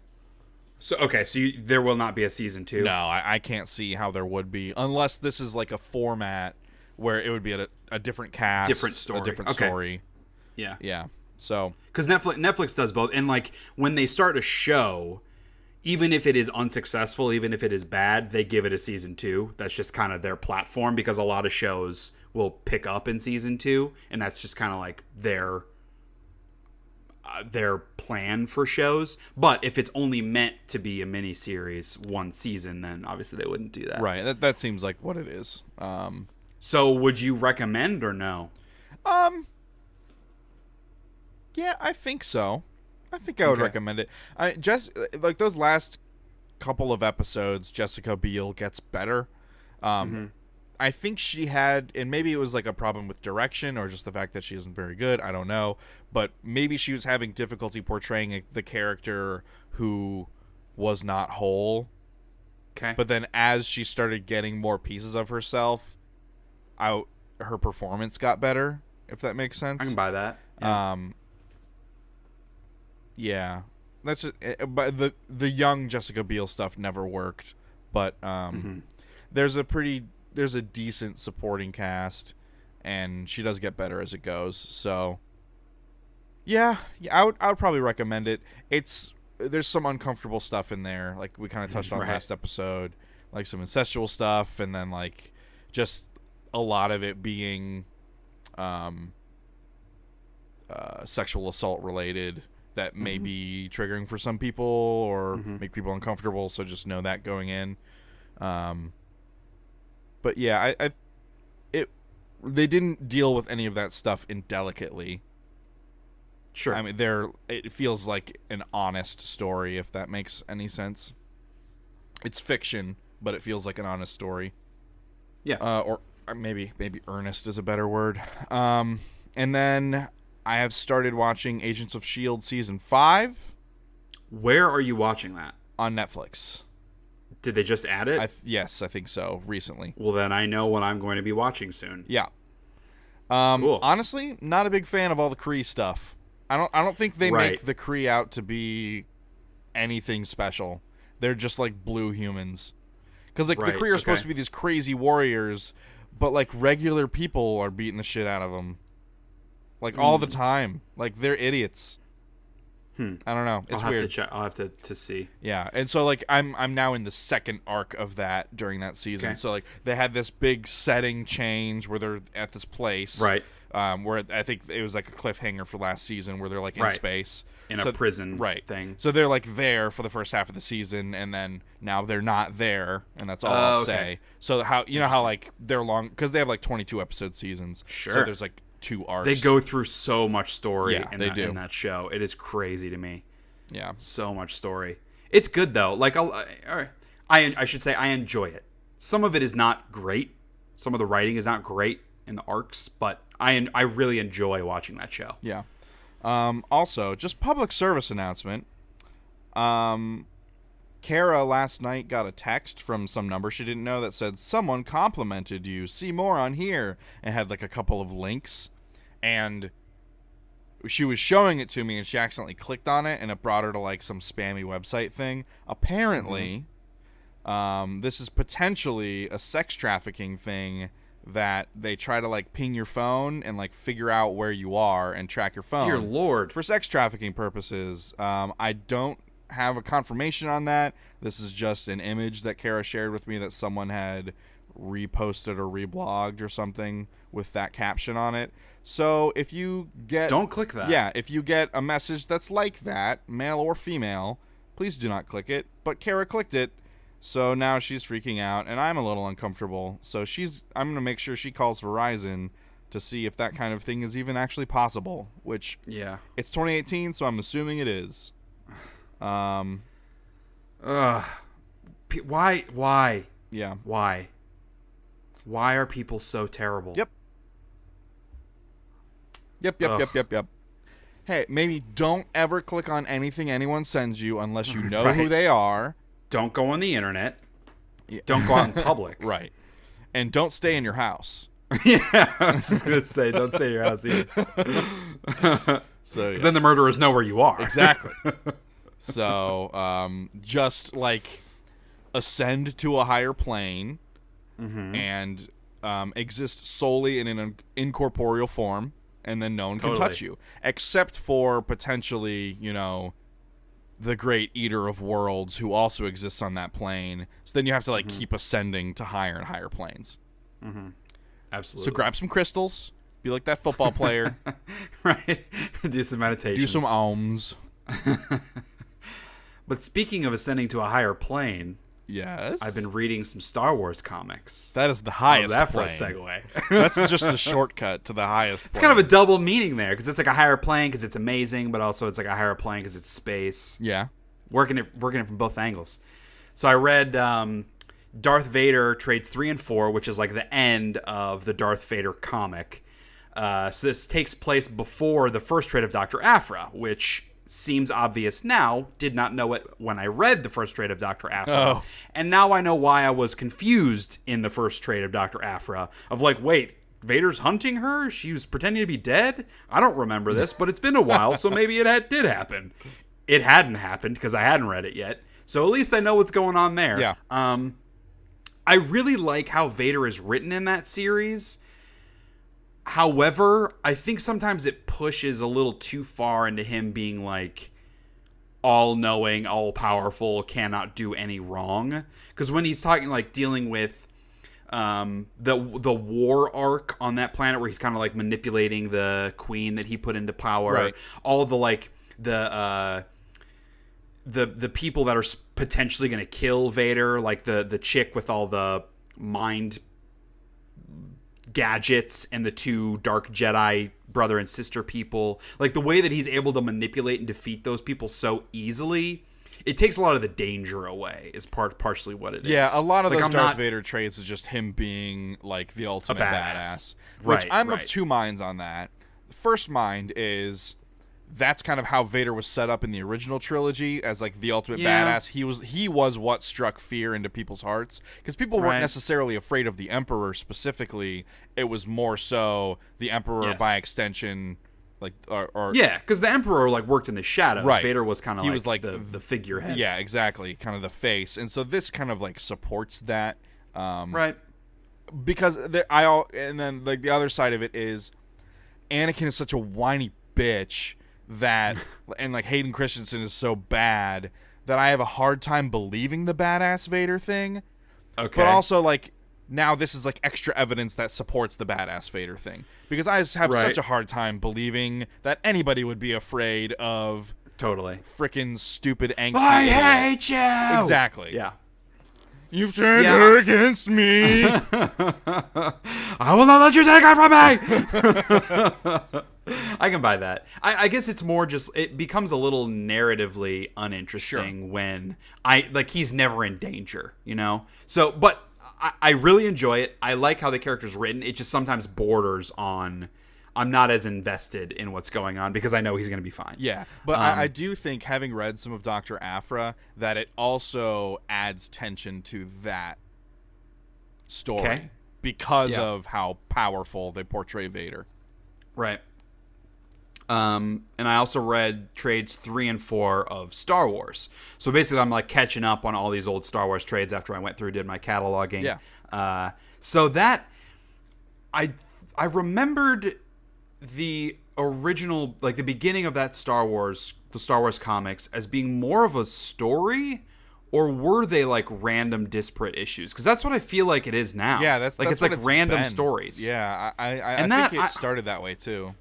I don't love that. I think part of it's because I've been out of comics for so long, I've forgotten how fast comics move. Like in that Darth Vader trade, like this entire war was 3 issues, and it's like, I don't know, they move so fast through stories that I'm feeling that double in Star Wars, because it's a lot of like one shots, quick 2-3 issue arcs that are like very disparate and they don't really connect to one another, and so it feels kind of scattershot and rushed. Frankly, I like all the stories. There was a really good one with when Leia goes to a prison. Yes. Like a prison ship to drop Dr. Aphra off. That was a really cool arc that tied into what had happened in the Star Wars Annual with the new character they introduced. So that I really liked. There's one that I'm reading. I guess I have a couple issues left of Trade 4. But there's an arc, or maybe it was just one issue, with basically like this secret agent group of stormtrooper badasses. They're like the Scar group or something. Yeah. Where like they were cool. I thought it was kind of cheesy. A lot of the names were kind of lame. Like, it just felt very tropey. It felt Republic Commando. Yeah. But, like, that idea is cool. Like, I won't get sick of those kinds of stories. Like, random one-off characters, or, like, really badass stormtroopers or Jedi or whoever else. And they've done a couple of flashback ones of Obi-Wan when he was younger, like, protecting Luke. And those have been really cool, just to learn more about the character of Obi-Wan as well as young Luke.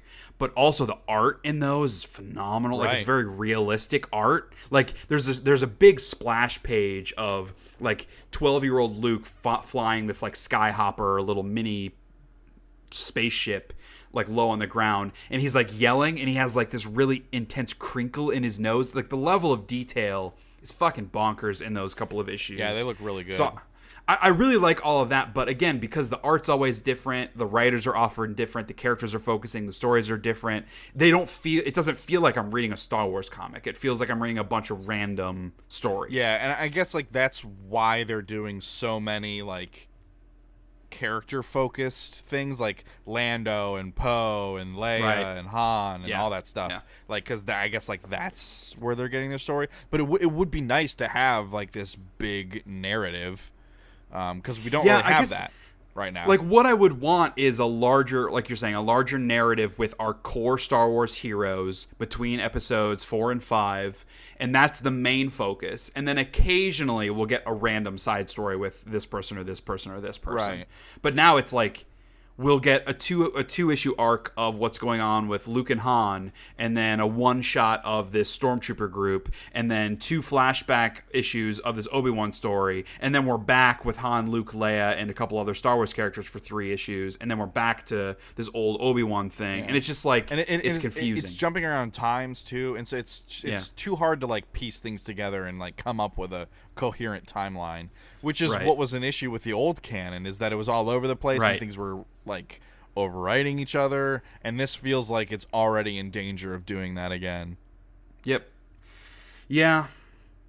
But at the end of the day, it's still Star Wars comics, and most I really of it's enjoy good. All of those. Yeah, most of it's good. So there's that. So I guess that's everything we kind of been like playing, watching, reading. So let's dive into some news here. The first story is not a good one. No. And I frankly don't have the energy. So Kyle, how about you tell us about this fucking just bullshit going on here at Riot? Yeah, don't worry, I got this. So Riot Games are the creators of League of Legends, a very, very big MOBA. It's kind of one of 2 MOBA giants. There's that and Dota 2. They have recently come under fire for how, like, just kind of some allegations centered on them about how they treat women and minorities in the workforce, but a lot of it is about women, like how a woman will bring up an idea in a meeting and no one will even acknowledge that she spoke, and so she'll go to her male coworker like the next day and say, hey, in a week, could you bring this up? Because I feel like they're just not listening to me. He'll do it, and then, oh, it's this amazing idea. So like a lot of women being underrepresented in the company in terms of their creative input. I don't know anything beyond that. If there are like specific sexual harassment cases, I don't know that, but just kind of being underappreciated, underutilized, underrepresented. And to be fair, it's a lot of he said, she said. Yes. It's a lot of rumor and people coming out and mentioning this kind of, but there have been enough stories and it's been going on long enough. Like, it's been like over a month that these have been trickling out. Yeah. That it's hard to imagine that all of them are falsified. Right. So there's clearly some kind of issue going on over there. Yeah. And so Riot kind of did a hard PR move and has like come out and made like a lot of statements about how they're taking a look at their internal structure and a lot of their management positions and the kind of reevaluating company policy. And so, kind of as a hard move against some of those allegations, PAX happened recently, which is a big gaming convention on the West Coast. Happens every year. And so at PAX, Riot actually had a panel that was specifically about getting women and non-binary folks into the gaming industry, like how to get into it, how to get a job, how to make your input count. And it was only for women and non-binary folks. Like, no one else could get into it. So a lot of men got mad because for the first time in history, they had a place where they were not welcome. Right. So when faced with something that other minority or underrepresented or underappreciated groups have been faced with throughout history, they didn't take to it very well. So a lot of just social media shit posting and like ranting on Riot, a lot of forums, people like sending in like threats and like awful shit like people do on the internet, as you would expect from a situation like this where one group gets overzealous in their disappointment and entitlement. So kind of in reaction to that, there were a couple employees at Riot. I'm not going to bother saying their names. If you want to know who it is, then you can look it up. Well, I'll have the link to the Game Informer story in the show notes on SheaHatesEverything.com. So if you want to learn more about this, you can certainly get a lot more context. I know Kotaku has done some reporting on it as well, and Polygon. Yeah. And those articles will have links to other articles to provide greater context. So if you want to kind of get a full picture, you can. One of the employees used the term man babies on social media and kind of reactively shit posting on the people who were shit posting. And they work for the company, so they had a lot of eyes on them. And it's not that they were wrong about what they were saying, it's how they were saying it. And unfortunately, there's a double standard where we as civilians can say what the fuck ever we want, but we're not allowed to treat them, the people who work there, like people and let them have emotions and reactions, the same ones that we're allowed to have. So there's that double standard there. I mean, I get to an extent it's complicated. You're representing the company. It is complicated. There's a lot of gray. But unfortunately, people treat it like black and white, and it is a lot of gray. Also, apparently, one of them had been previously told during a review that they were not a good cultural fit for the company.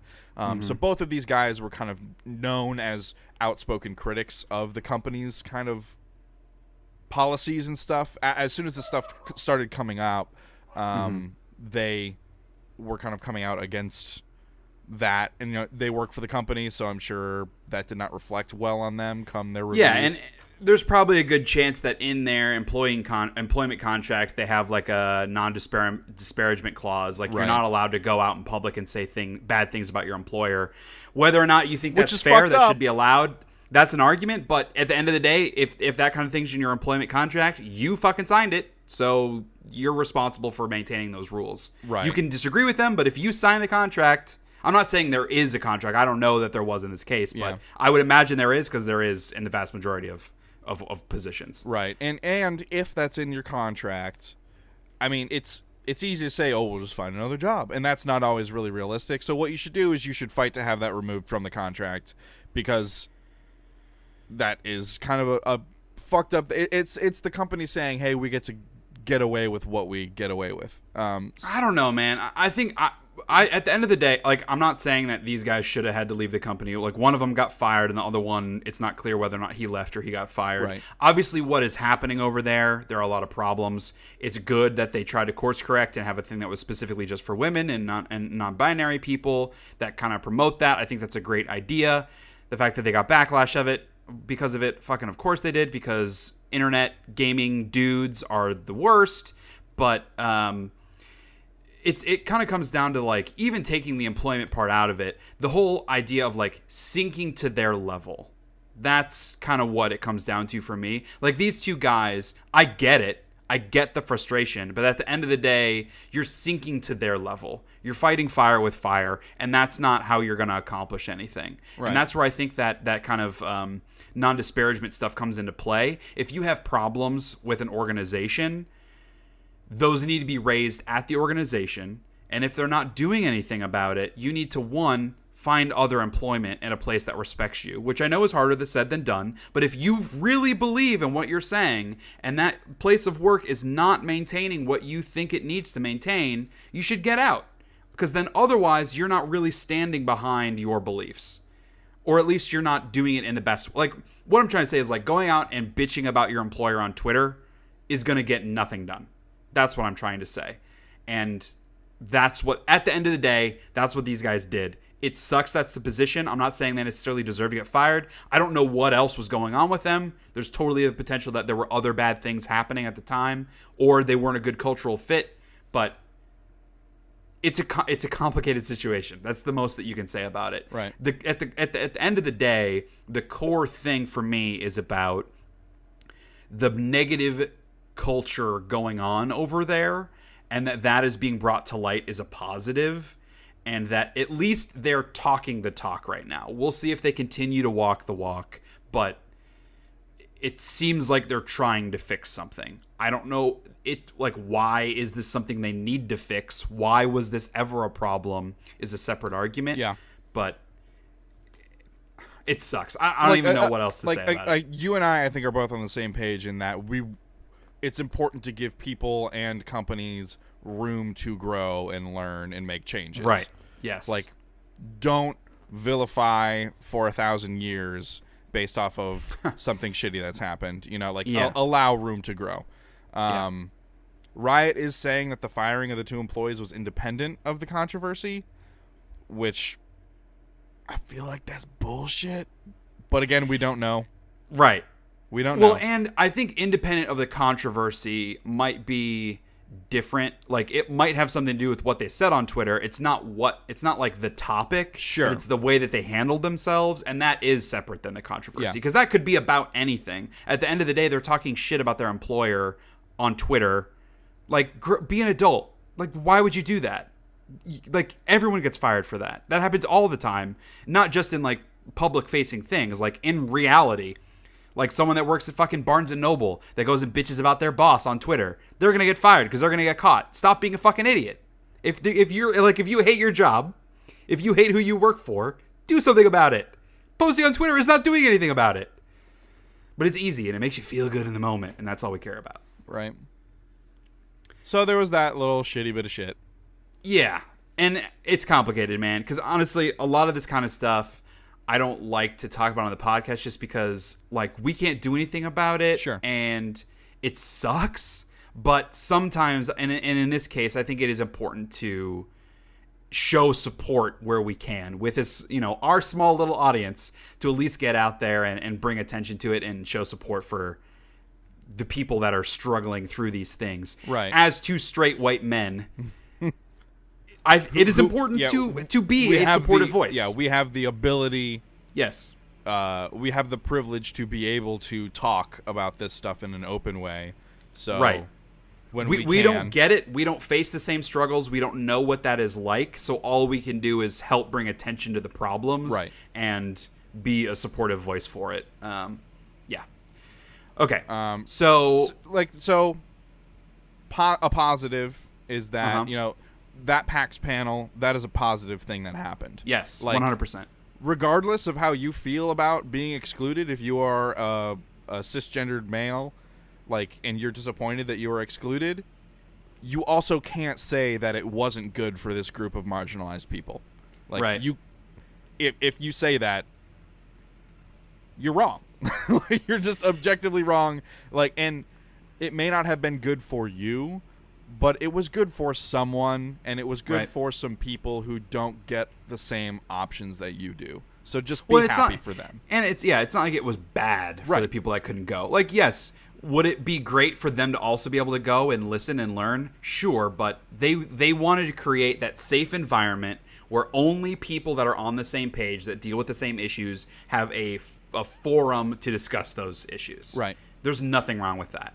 Like, it's like Alcoholics Anonymous, man. Yeah. Like, if a bunch of people that don't struggle with drinking were to go to AA and try to help and talk about what it's like to be an alcoholic, that's not conducive to healing. Like, the people in AA, like, would be like, fuck off, dude. Like, you don't know what this is like. I equated a lot to the Black Lives Matter thing, which there's a lot of other stuff with Black Lives Matter that made it, in a lot of cases, not a great movement. But at the core of it, what it was about was, hey, we need to draw attention to this shit that's happening right now. Right. And a lot of the response, primarily from white people, was, it's not Black Lives Matter, it's all lives matter. Which, fucking, yes, fine, good sentiment. But my thing is, like, that's not what we're talking about right now. Yeah. Yes, of course all lives matter, but we're focusing on this one thing right now. We'll get to you guys in a minute. There are so many problems. You can't attack a problem by living up in the stratosphere. You need to get down into the details of it. So, and just because you're addressing one problem doesn't mean you can't also address other problems at the same time. Yeah. Yeah. Because the whole argument's like, let people have their shit. Right. It's not affecting you in any way. Right. That's what's so frustrating. Is like, it doesn't affect you in any way. Why are you bitching about it? Like, I want to ask these dudes, because they're all dudes. Like, why are you upset about it? Why? Why are you mad that they got to have this? Because they're not going to have an answer. Right. Well, but it's like it's replacing sexism with sexism. No, it fucking isn't. Them having one little meeting that men aren't allowed to go into, that's not sexism. Fuck off. Come on. But enough of that. Anyways, some good stuff came out of PAX. There was, like, you had on here a list of cool indie games, and you took it off. I did take it off because I did not have time to look at it. Oh, okay. Did you look at it? Well, all right. So there was, like, See, this is why I took it off. Because now we're talking about the games at PAX West, and we don't know what the fuck we're talking about. Well, now, like, I don't remember the name of the game, but it was this cool, right, like, so it's useless. It was this cool, like multiplayer first-person shooter. It had, like, a really cool, like, 3D, but also, like, 16-bit art style, like, pixelated graphics, art styles, first-person shooter, competitive, like, team versus team, and you could, like, draw and plan and stuff beforehand. It's kind of like a tactical thing, like, hey, we're gonna go this way, you're gonna do that way, and you would draw on the map before the match, and during the match you could actually see the drawings on, like, the floor, and, like, I don't know, it was cool. That's a cool idea. I don't play competitive multiplayer, so I'm not gonna play it, but, like, that's a cool thing for people who are into that kind of scene. Like, I could see people that are into Rainbow Six Siege being into a game like that. Then there's also, like, the Untitled Goose Game, which looks fucking awesome. Playing as a goose and messing around with dudes. I watched that trailer. That was cool. Also, Ooblets. Ooblets looks phenomenal. That's like that it's a Pokemon-like game where it has, like, these cutesy 3D graphics, and, like, you're getting all these fun little creatures, and you have, like, a farm or a home or something, and they originally it was going to be like a turn-based battle system, but they totally changed the way it worked semi-recently into, like, this kind of a card system where you have, like, essentially mana, and each card has a certain mana cost, and it has, like, a random draw pool from the abilities of I'm just going to call them Pokemon that you have at the time. Right. Ooblets. It looks like a lot of fun. There's some decent games on there, Shea, and you pulled them off. I didn't say there weren't decent games. I just did not have time to look at it, and you had not added any notes about it either, and so I figured you also did not look at it. But that game is called Due Process that you're referencing. Yes, Due Process, the first-person game. That multiplayer game, yes. There's also Gris, which is some kind of like a platformer that has really interesting art style, like kind of a hand very drawn. old school animated. Yeah. There's an Indivisible, which is like a beat 'em up with more cartoony art style. It's kind of like one of those classic side-scrolling, like TMNT arcade cabinet beat 'em up games. There was some stuff. There's some stuff. Young Souls, which is another kind of beat 'em up with fun art. There's some indie games, man. But man, there usually are at PAX. Looks great. I'll have to check out Ooblets. That sounds cool. So, excuse me. We did get new information on 2 highly anticipated releases. Yes. So, if for some reason you've been living under a rock for the last 2 weeks, CD Projekt Red put out a 48-minute gameplay demo of Cyberpunk 2077. Which is insane. It is very insane. I really don't want to be jaded about it, but there is no way they can do what they say they're trying to do. I just cannot believe that.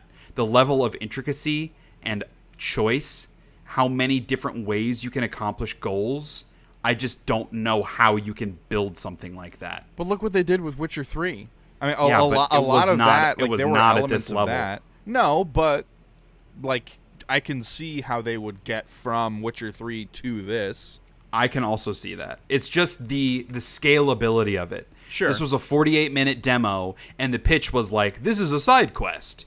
And I'm like, okay, no. Like, I just don't buy it.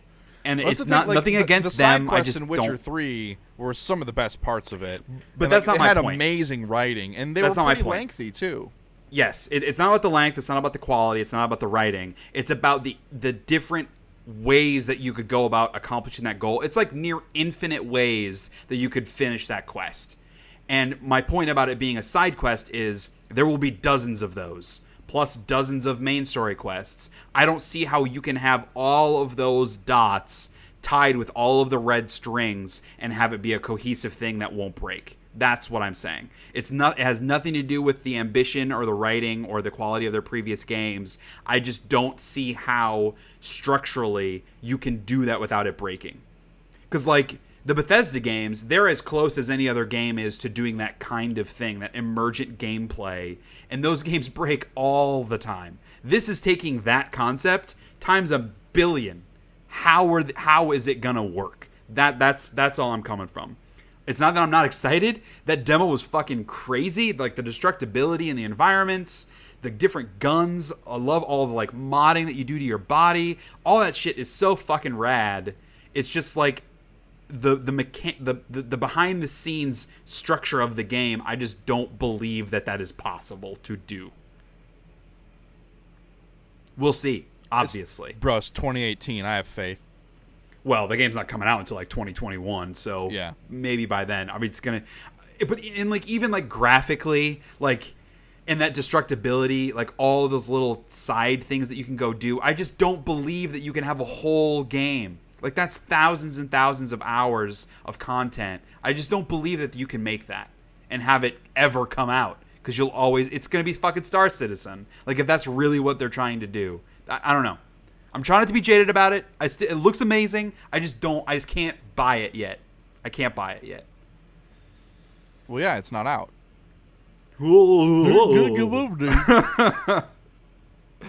I also, smaller things. I didn't love the main voice actor that played V. I didn't love her acting. I didn't think it was that good. Yeah, she was all right. The movement felt kind of floaty and imprecise, but granted, it's not out, so all of that I'll give a pass. Yeah, but there were some other little things about it where I was kind of like, eh. I liked how the subtitles appear like in 3D, like space above the characters who are speaking it. How like people who are farther away that say something, like the text is a little smaller and it's kind of like around their head. You know what I mean? Okay, I like that. Okay. It's a really, really cool world. Like, what they have built, it's like, it's Blade Runner, the video game, and that's really awesome. And I can't believe it hadn't been done this way before. Probably just because it was too ambitious. So yeah, very, very excited to see more of that game. Totally want them to prove it to me. They just haven't yet. This was a very good start. I'll say that. Yeah. We also got a big info dump on Fallout 76. So we've had a lot of little news stories trickle in and out. They put out a bunch of videos primarily focused on like how the multiplayer works. A lot of really cute, funny videos like their kind of style. Right. But there was like a big interview that they did where they talked more about actually what you're fucking going to do in the game, which is the piece that has been missing. How the systems interact and all that kind of stuff. So a lot of details. Andrew Reiner from Game Informer, he actually got to go to Bethesda Studios and like sit down and talk with the dev team, and like ask a lot of questions, and they showed him parts of the game and stuff. So here's just kind of like some main bullet points, some things that we might not necessarily have seen already. Some of this stuff I feel like they had already talked about, but it was like a reconfirmation, and it's framed a little more cohesively. But so they've said every human you see is human, and that has led to a lot of people like, okay, but like who are then like the world will be empty, right? Well, no, they're saying there's a lot of robot NPC characters like Codsworth and stuff from like Fallout 4, like the Mr. Handys and the different robots. There are a lot of them that function as like your vendors and your quest givers. They did say there are no dialogue choices though. So if you like go up to talk to them, like they're just gonna say like, hey, do this and I'll give you this. I think there's kind of, they said there will be some personalities that they're sure like people will like or will be drawn to, like certain robo personalities that they'll like, but no dialogue choices, just kind of as an effort to kind of streamline that, I guess. I'm sure there still will be like stories and conversations, versus just like you walk up and they say like, oh, go do this, and then you go do it and that's it. You just won't have dialogue choice in those conversations. You will launch the nukes at the end of the campaign. So when you finish the campaign, that's kind of when you unlock the ability to start doing that and kind of getting those codes together. The main Overseer quest, so the main campaign, that's a lengthy multi-part story that will take you all over the map. Speaking of the map, it is 4 times larger than Fallout 4, so Fallout 16. Yeah, I'm really curious to see how that works, because the map on Fallout 4 is pretty fucking big and really well littered with things to discover, particularly in the cities. That's what they said is this is more full of stuff than any Fallout game. That I'm really curious to see, because how? Like, if there are no people, there's no civilization yet, so how does that work? That's what I want to see. Some stuff. I'll kind of jump down to kind of address that. So there are dynamic events that will occur, kind of like how they had their like Radiant quest system in Skyrim, and like in Fallout 4, you had like the settlement stuff that would be happening all the time, or like just random events and like stuff would happen. They kind of like point you towards these events that kind of happen in the world. Sometimes they're like team events, so like they want to have you like pull people together, even if like you're not quote unquote in the same like team or squad. And it's important to note that during those events, PvP is turned off. So if you accidentally shoot them, it doesn't like start the PvP process, which we've talked about before on the podcast. So like you get a lot of rewards from that, and that's like a good early thing to do to get supplies and like rare drop stuff and like better weapons and ammo and all that. So those like dynamic events occur throughout the world. There are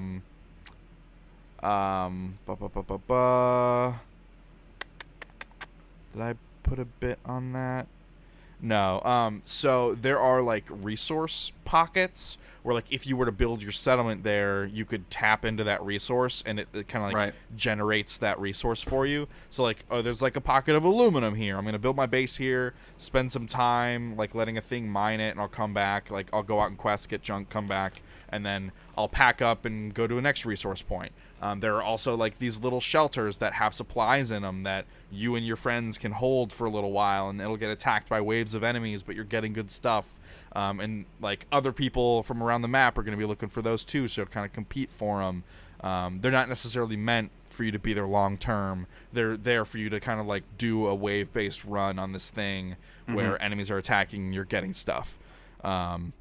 So like they're littering the map with that kind of stuff, just like unique locations. They've showed off like all those like special enemies and stuff that you can go hunt. that are based on like superstition, tall tales from around that area. Right. They'll have those littered throughout the map. And the map is kind of like zone level based for the first time. So there was some of this in New Vegas where you would go to an area and it's like, this is the Deathclaw area. Maybe don't go here for a while. But this is very like, there are 6 areas and they all kind of have like a level range assigned to them. So you could like from the get-go run out of the main vault and like go across the map. But you're going to beat the crap up because it is kind of level based. And they did it like that has been present in like Fallout 4. They did that, but it was a lot softer. Right. So that like if This you went seems beyond more the of map, a- like into the whatever it was called, the something sea. Yeah, like the sea or glowing whatever. sea. Glowing sea. Like that kind of area where you would find people that are much higher level than you. Certain like if you went to the area with like super mutants and stuff where they kind of are, those guys are going to be harder. Right. But this, it's like it's a little more not literally gated, but Seems there are more going to like be much higher gamified. jumps. Yes. Yeah. Yeah. Speaking of like levels, there is no level cap, so you just keep going. But the way the perks work, Yeah. it ends up it stops being supremely beneficial to you once you hit a certain level cap, like a soft cap, I guess. Right. And so like basically the way the perks work, you have a perk loadout that's built from like a card deck that you assign. So as you level up, you get to like increase the number of total points you can have in your card deck, and then you're getting better versions of those cards. Yeah. And so like your perks are leveling up kind of, and you kind of pick which perk you want, and you can have like different perk sets for different situations. Like if you're playing solo, you might want a different loadout than if you're playing with a group, because if you're playing with a group, you can have one of your cards that's shared with everyone. So you want to do like have kind of like specialize different people in your group to make sure you're not all using the same buffs for the whole group kind of thing. So there's like some fun, like some teamwork and some planning there. So like that seems interesting and like kind of a fun change. Obviously, like there's no microtransactions or anything. You get extra cards from leveling up and doing stuff.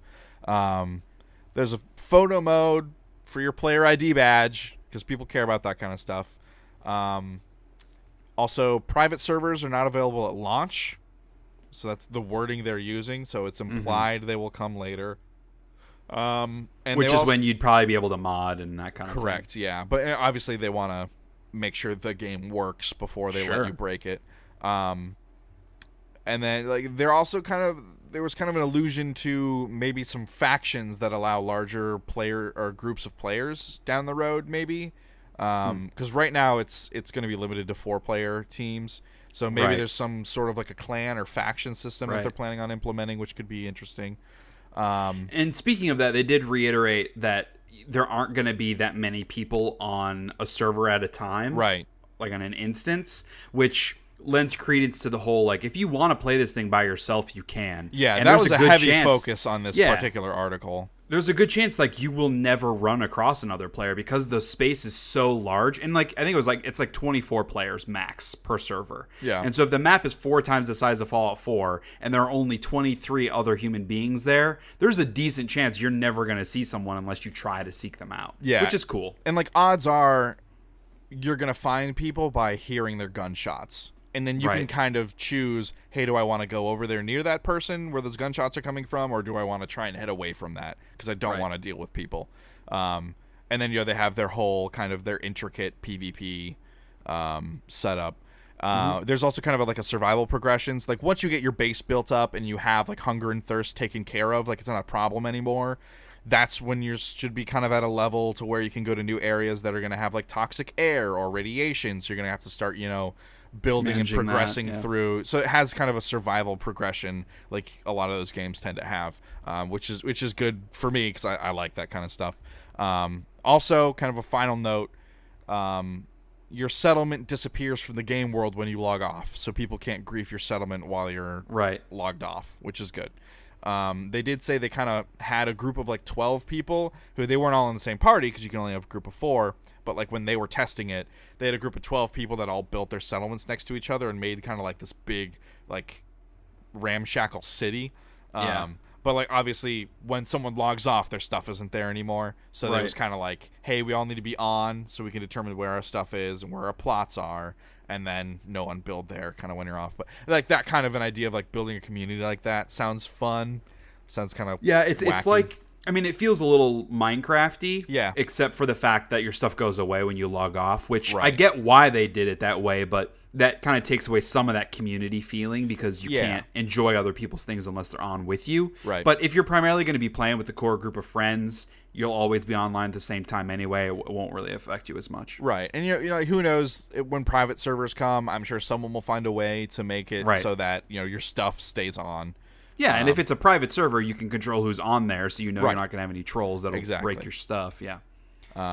So shaping up, this is kind of a whole world of possibilities. Hopefully, God, I hope it comes together okay, and it isn't just completely and utterly broken for months and months. But They definitely they continue to say the right things. Yes. I'll give them that much. For someone that was maybe a little trepidatious when it was first announced, and then like I've been up and down on it a lot since it was announced. Even at the Bethesda showcase, my opinion was going up and down throughout Todd Howard's pitch. The more I hear about it, the more clear it has become that they're really thinking about all of the potential problems and solving for those, which makes me feel a lot more at ease that this is going to be a good experience with a different style of the games that I love, yeah, So, it seems like they're very they're hyper aware. yes. Of I mean, they're all the one of the potential most problems. talented development studios there is, so I'm Yeah. not surprised. Much like we talk about Cyberpunk, like I will not be surprised if CD Projekt Red can pull this off. I mean, I will be surprised, but I'll be less surprised because of how awesome they are as a studio, Right. So, yeah, those kind of elite people have earned a lot more trust. For sure. All right, so a couple of announcements. So THQ, which we talked about last episode as having acquired Time Splitters and Second Sight, Yeah. they have also acquired the rights to the Kingdoms of Amalur franchise, which, if we remember, it was a decent game, not great, but it had some ideas that came out several years ago from 38 Studios. Shortly after the game came out, the studio filed for bankruptcy because they were in debt to the state of New Jersey from a loan and they couldn't pay it, so they had to go away. And it was kind of run by Kurt Schilling, who was an ex-baseball player that decided he wanted to make a video game one day. It was a whole fucking rigmarole. It was a pretty good game, though, and it's a bummer that we didn't get to see them explore that more. They were working Right. on an MMO existing in the same universe where, like, Kingdoms of Amalur Reckoning was meant as, like, a lead-in to the actual MMO, which was called Project Copernicus. So THQ has acquired this Kingdoms of Amalur rights as well as the rights to the work that had been done on Project Copernicus. So probably safe to say they're going to continue along and do something with that, which is pretty Right. cool because it was a really cool I mean, it was, a fantasy, somewhat generic, but like it's still good. It's still cool universe. So Like excited in to a see world them where there explore are it. a lot of really bad B tier like fantasy Right. third-person adventure games, this was actually a pretty decent one of those. Yeah, so curious to see more from them. Also, 505 Games have come out and said that they're going to be publishing an unannounced game coming from Typhoon Studios. So Typhoon Studios is a new studio formed by former Ubisoft Montreal and Warner Brothers Montreal folks. A lot of people that worked on like the Arkham games, Assassin's Creed, that kind of stuff, have this new studio, Typhoon Studios. And 505 Games, they were infamous back in the day. They put out a lot of really bad games. There was like a, what's his name? It was a swimming game. What's the swimmer? Oh, the dude who did pot, who smoked pot. Yeah, and yeah, people the made fun of Olympian him dude. for it. What's his name? I was just talking about him to Kelly like yesterday. Whatever. Anyways. Everyone knows who we're talking about. Yeah. They made a game like a swimming game. They put out Naughty Bear, which is a very bad video game. Oh yeah. So that they were kind of not like a joke, but they put out a lot of bad games. They've been trying to course correct and put out a lot more quality projects. So like they published Abzu. They published Virginia last year, which was a bit hit or miss, but had some cool ideas. They're currently working on that Kickstarter project Bloodstained from the Castlevania creator. Right. And so now they've announced that they're putting this out. Oh, they're also publishing Control, the new Remedy game. So they have like a lot of really exciting projects. Which looks really good. Yeah. So this is like potential, given their current track record of publishing good games, there's some reason to be excitement about not only the pedigree of Typhoon, but kind of working with that publisher. So could be something cool. Yeah. So tell me about the Nintendo Cloud Save problems. Yeah, so this is kind of a weird thing that popped up. Recently, people have noticed that kind of on the backs of certain game cases, or kind of like an updated, kind of like a, what is that called? Like all the little bits of information that would be on the back of a game case to tell you like what the requirements are and all that kind of stuff. So because Nintendo's online, what do you want to call it? Service, thank you. Their online services is coming. Some of those games have been, like, the backs of them or the descriptions have been updated. People have noticed that several of them are saying that they don't support cloud saves. So it looks like currently that will be Pokemon Let's Go Pikachu and Eevee, Dark Souls Remastered, Dead Cells, FIFA 19, NBA 2K19, and Splatoon 2. None of those will support cloud saves because Nintendo says that people could use cloud saves to potentially like get items that they shouldn't have anymore, or I'm guessing in the case of Pokemon, get Pokemon they shouldn't have anymore, and like basically to stop people from cheating. So they're just going to disable cloud saves. So the cloud saves, that's part of their online service. Yeah, like that you're paying for. That's part of the benefits. Yeah, that seems not awesome. And like it's what happens when you design and roll out an online service after you launch the console, and like without giving developers enough information on how it's going to work, because you yourself doesn't know how it's going to work because you're Nintendo and you don't know how to do an online service. Yeah. So like, of course this would happen, because how would developers know to make this work properly, like to ping servers properly in such a way where this wouldn't be an issue? So you won't be able to use cloud saves with those games. Now, the number of people that will affect is probably, I would assume, kind of small. I don't know like the number of people that would engage in cloud saves, but I don't know why you wouldn't.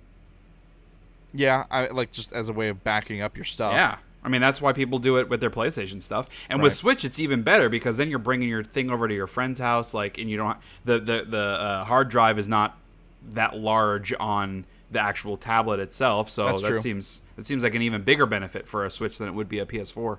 Yeah, that's true. And I guess, you know, if it's a system that you're bringing places, the odds of something happening to it, increase. So, yeah, it sucks. It does. Yeah, they don't know what they're doing when it comes to online at all. And I don't get it. Like, Japan is one of the most technologically advanced countries in the world. And how have they not figured this out? How many examples? Yeah. Like decades of examples. Yeah, it's not like they need to reinvent the wheel. Services. Yeah. Yeah. But no, and then we also have that stupid fucking Splatoon 2 headset debacle. Right. Like, they don't even have a fucking voice chat API in their damn console. You have to use your phone. Yep. You know what else is on phone? The Discord app. Just fucking use the Discord app. Right. Stupid. It's pretty dumb. It is. It's very dumb. That's Nintendo's motto. Very dumb. At least they make good games, because otherwise they would be very irrelevant. But, see, I'm even questioning that these days. Oh man, I gotta just. I know you were very disappointed in Legend of Zelda, and you didn't really care about Odyssey, and I have my issues with Zelda, but Mario Odyssey, it was my game of the year last year. Like, that game is super good, and they got plenty of other stuff. Like, I'm really excited about Yoshi, and they haven't given me Animal Crossing or Metroid, which means they have royally fucked up. But they're working. You know they're working on Metroid, and you know they're gonna put out an Animal Crossing. I don't know that. Why? They've been putting out tons of them on 3DS. They have the mobile game. Oh, yeah, but it's a totally different experience. I don't trust that they're gonna make one for Switch. We'll see. I mean, they did shit all on the Wii U. Well, that's because no one fucking bought the Wii U. They don't want to invest a bunch of resources in that. I don't know, man. I'm burned. I've been burned 3rd degree. Yeah. So this is a bit of a public service announcement, but EA came out and said that there will be a demo for Anthem next year. Comes out on February 1st. So it's only available for people that pre-order, obviously. But the reason this is newsworthy, there was a quote. I don't recall who it was from, but one of the people over there said, the demo is a demo. It's not a technical test. So just real quick, I feel like I should mention the demo is happening February 1st, and the game comes out February 22nd. So how do they plan on implementing any feedback they get from the demo? What people say about the game? They going to redesign something when it comes out in 3 weeks? No. Well, no. Because this is a demo. technical test. No, it's a technical test. Well, no, you don't release a demo to then make changes. You release a demo because it's an accurate representation of the final product so that people can know if they're going to buy them or not. This is not a beta. That is not a fair technical point. test. It's a demo. I rescind my snark. You are right. This is not a beta. My problem is those things have become so intertwined and grayed that people treat betas like demos and demos like betas. Yes, you are right. There are less like demos nowadays than there ever have been. Yes, because like everybody does demos. a beta, which is effectively just a demo. Yeah, they want you to QA for them. Yeah. Okay. Yes, I rescind my snark. There is nothing wrong with this. So, demo February 1st. You can check it out and know whether or not you want to get Anthem. Which obviously I was going to do anyway. For me, it was more like annoyed that they were waiting so long, but it makes sense why they're waiting so long. And the dumb thing is, though, you still have to pre-order it to play the demo. Yeah, normally the demo would be available for everyone because that's how you're going to know if you want to pre-order it. Right. But whatever. At least you can cancel a pre-order. Yeah. Okay, so moving into the world of television, mixture between television and video games. It is official that Henry Cavill is playing Geralt in the Netflix The Witcher series. So, yeah. Can't wait to not watch it. You're gonna watch it. I don't know. So am I. I just don't think it's gonna be as good because I don't think he's a good actor. Yeah, I mean, he's not. When has he done something like really good? I know, man. Like, I mean, to be fair, Geralt is not the most expressive of characters. And that is no. Because that was a whole thing which I wrote down here to talk about. Because in the Giant Bomb Facebook group, that was people's reactions. They had two reactions, like saying that it was a good thing. They said, one, oh, he's a video game player. This is perfect casting. Which, like, what the fuck does that have to do with anything? And two, oh yeah, the character of Geralt is supposed to be a bit of a stoic character. He doesn't show that much emotion. So the fact that Henry Cavill is a bit of a boring actor is a perfect fit. Like, no, dude, that's not how acting works. I know. It means that you need someone who's really good to be able to pull off the subtlety that's needed to display 100%, what is to available. Still be compelling. Right. Because if you have a boring actor playing a character without much personality, guess what? It's gonna be a boring character. The reason Geralt is still interesting is because the actor did a good job bringing that subtlety, that charisma, to a more stoic character. That doesn't I'm just like, you guys don't know how acting works. No, and not they the don't. pretentious, like, oh, I'm an actor, so I know all the behind the scenes. But just like, you don't know what good acting is. Like, a boring person should play a boring character. Really? That's your logic? A boring That makes person sense to should you? play nobody ever. yeah, exactly. So I'm not super pumped by this. So we'll see. It's still a really promising idea. This could make a very, very good show, especially on Netflix, where you know they're going to throw millions of dollars at it and let them let the creators be creative. This is the showrunner of this or I should say the executive producer of this was a producer on Daredevil and Defenders. Take that for what you will. Okay. I think Defenders is good, or sorry, Daredevil is good. Defenders was not so good, but we'll see. This Henry Cavill was the first person that she met with about this role, and then after months of meeting with other people, she kind of came back to him as being the perfect fit. So maybe that means something, but I have yet to see Henry Cavill in anything and say, yes, he did a good job. So That's where I'm maybe coming this from. will be the thing. Yeah, maybe. The Witcher Netflix show. Because people are like, oh, he was so good in Mission Impossible Fallout. And I'm Liar. like, no, he wasn't. He was bad. He was so far and away the worst part of that. He was terrible in that movie. I just don't get it. I don't get it. He was as transparent as my fucking window. Yeah. Whatever.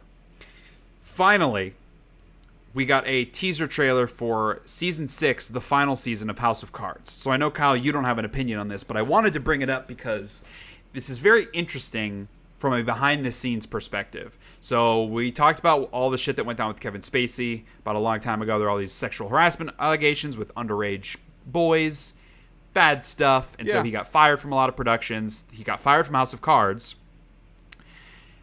But he was this show. He was the character. And yes, I mean, Robin Wright is phenomenal in this show. The two of them, give them all the Emmys. They are both so fucking amazing on this show. But without, he is the core of the show. He's the central piece of it. And they were already, the way that season 5 ended, I don't know. I mean, I don't want to go into too much detail because some people might not care. But, because the whole show, Kevin Spacey breaks the fourth wall and talks directly to the audience. That's one of the conceits of it. He's the only character that does that. At the end of season 5, or I guess it's at the end of season 4, there's a moment right at the end where Robin Wright is sitting there and she looks at the camera. And I get chills thinking about it because it was a holy fuck. She's also doing this. It's not just him. She's also doing it. And then all of season 5, I don't think she ever references that again. And then right at the end of season 5, she looks back at the camera and she says the whole thing of I knew you guys have been there the whole time. I haven't wanted to waste my time with you like Frank has, who's the Kevin Spacey's character. And the way the season ends is he's the president, she's the vice president, he gets impeached and resigns, so she becomes the president because as part of the plan was, I'm going to resign, you'll become president, you'll pardon me, and then I'll help you run things from behind the scenes. And she's like, yeah, sure, sounds good. So he resigns. She becomes president. She doesn't, what word did I just pardon use? Him. Pardon, thank you. I don't know how I lost the word when I just said it. She doesn't pardon him and effectively goes against him and is like, yeah, we're going to prosecute this guy the best we can. I'm leaving him. And so there's a moment where he's like, oh, fuck. This whole thing, he knows how to manipulate everybody to get what he wants. He's like God on the show, and then he gets beat. The only time where he legit gets beat. And that's how season 5 ends. And the whole thing is they kind of go back and forth where they're on the same team, and then they're against each other, then they're on the same team, then they're against each other. And I always felt like the show worked best when they were a team. But when they were against each other, it was still interesting because they're both so amazing. And in this, it was this is the last straw. It's fucking war. I want to see how this is going to play out. And now, because they fired him, in this teaser trailer for season 6, it is Robin Wright at his grave. So they just kill him off. And obviously, he's not going to be in the show at all. So it's how are they going to write their way into that? What's the story going to be without that conflict between the two of them? I'm just very conflicted. People are very upset about this. I don't blame them for firing Kevin Spacey. It's a complicated situation because it's a bunch of he said, she said, as it always is. But at the end of the day, I feel like a better move would be to just stop the show. I don't feel like continuing. It doesn't feel right to continue along with this. I look at it on the Roseanne show. So they brought Roseanne back. And Roseanne Barr said this really fucking racist thing. And so they fired her and they canceled the show. And people were like, dude, don't cancel the show. It's been really good. Just write her off and let everyone else be on it. And so that's what they're doing. They're rebooting the show as just the rest of the family where she isn't on it. Where it's a separate show, it's a separate story, and that's it. Whereas this, it's this is the final season of this series. And the main character is no longer on it. But it was a huge cliffhanger. And that was going to be the story for season 6. I don't blame them for getting rid of him, but I don't see how the show is going to work without him. So I'm just really conflicted. I have to watch it. I have to see this thing through. But I don't know. I'm not super happy about the way this all worked out. But we'll see what happens with it. It had its ups and downs in the later seasons, but it still, to me, is one of the best television shows I've ever seen. It's so fucking good. And I just hope that the last season can do it justice without him on it. That goes back to something I've said before is, yes, people need to face the repercussions for what they've done, but that doesn't necessarily mean that we shouldn't still give them the opportunity to produce something worthwhile. You know what I mean? Right. And like I get why he can't be there, but it's also a shame that he can't be there. Mm-hmm. Because he can he's still a phenomenal actor. Mm-hmm. Like, he's still so good. And the fact that he did those things doesn't change the fact that he's a good actor, because he's been a good actor, like, allegedly did those things, I guess I should say. Because he's been a good actor all along, so clearly that doesn't affect it. It's just now that we think we know. So that's the only part that's changed. Yeah, but there's also, like, assuming he did a very bad thing, he should be punished for that. Like, you shouldn't just get off because he's a good actor, you know? It's complicated. It is. Yeah. There's not a good answer. Right. I don't blame them for I don't blame them for moving forward the way that they have. I just don't know that I want that. Right. Is what it comes down to. So that's kind of it, man. My hate of the week was just kind of that apathetic feeling, which I'm working myself out of, which is good. So we don't need to talk anymore about that. But want to mention before we close, we haven't had any emails for a couple episodes here. Yeah. So if you have any questions for us, any comments about what we're talking about, any ideas, things you want us to talk about, kind of topic points, send an email to info@SheaHatesEverything.com, or you can leave a comment on the Facebook page, facebook.com/SheaHatesEverything, or message me on Twitter @Shea_Castle.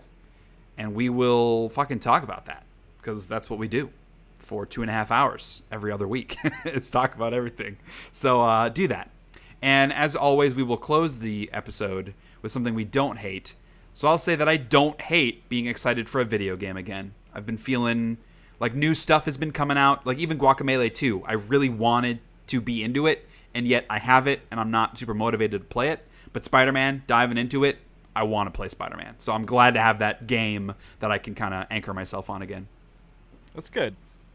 I don't hate that the fall play has now started, and we are kind of entering our first week of full rehearsals, so digging into it. Even with all the hard work and the stress. Yeah. But it's worth it, man.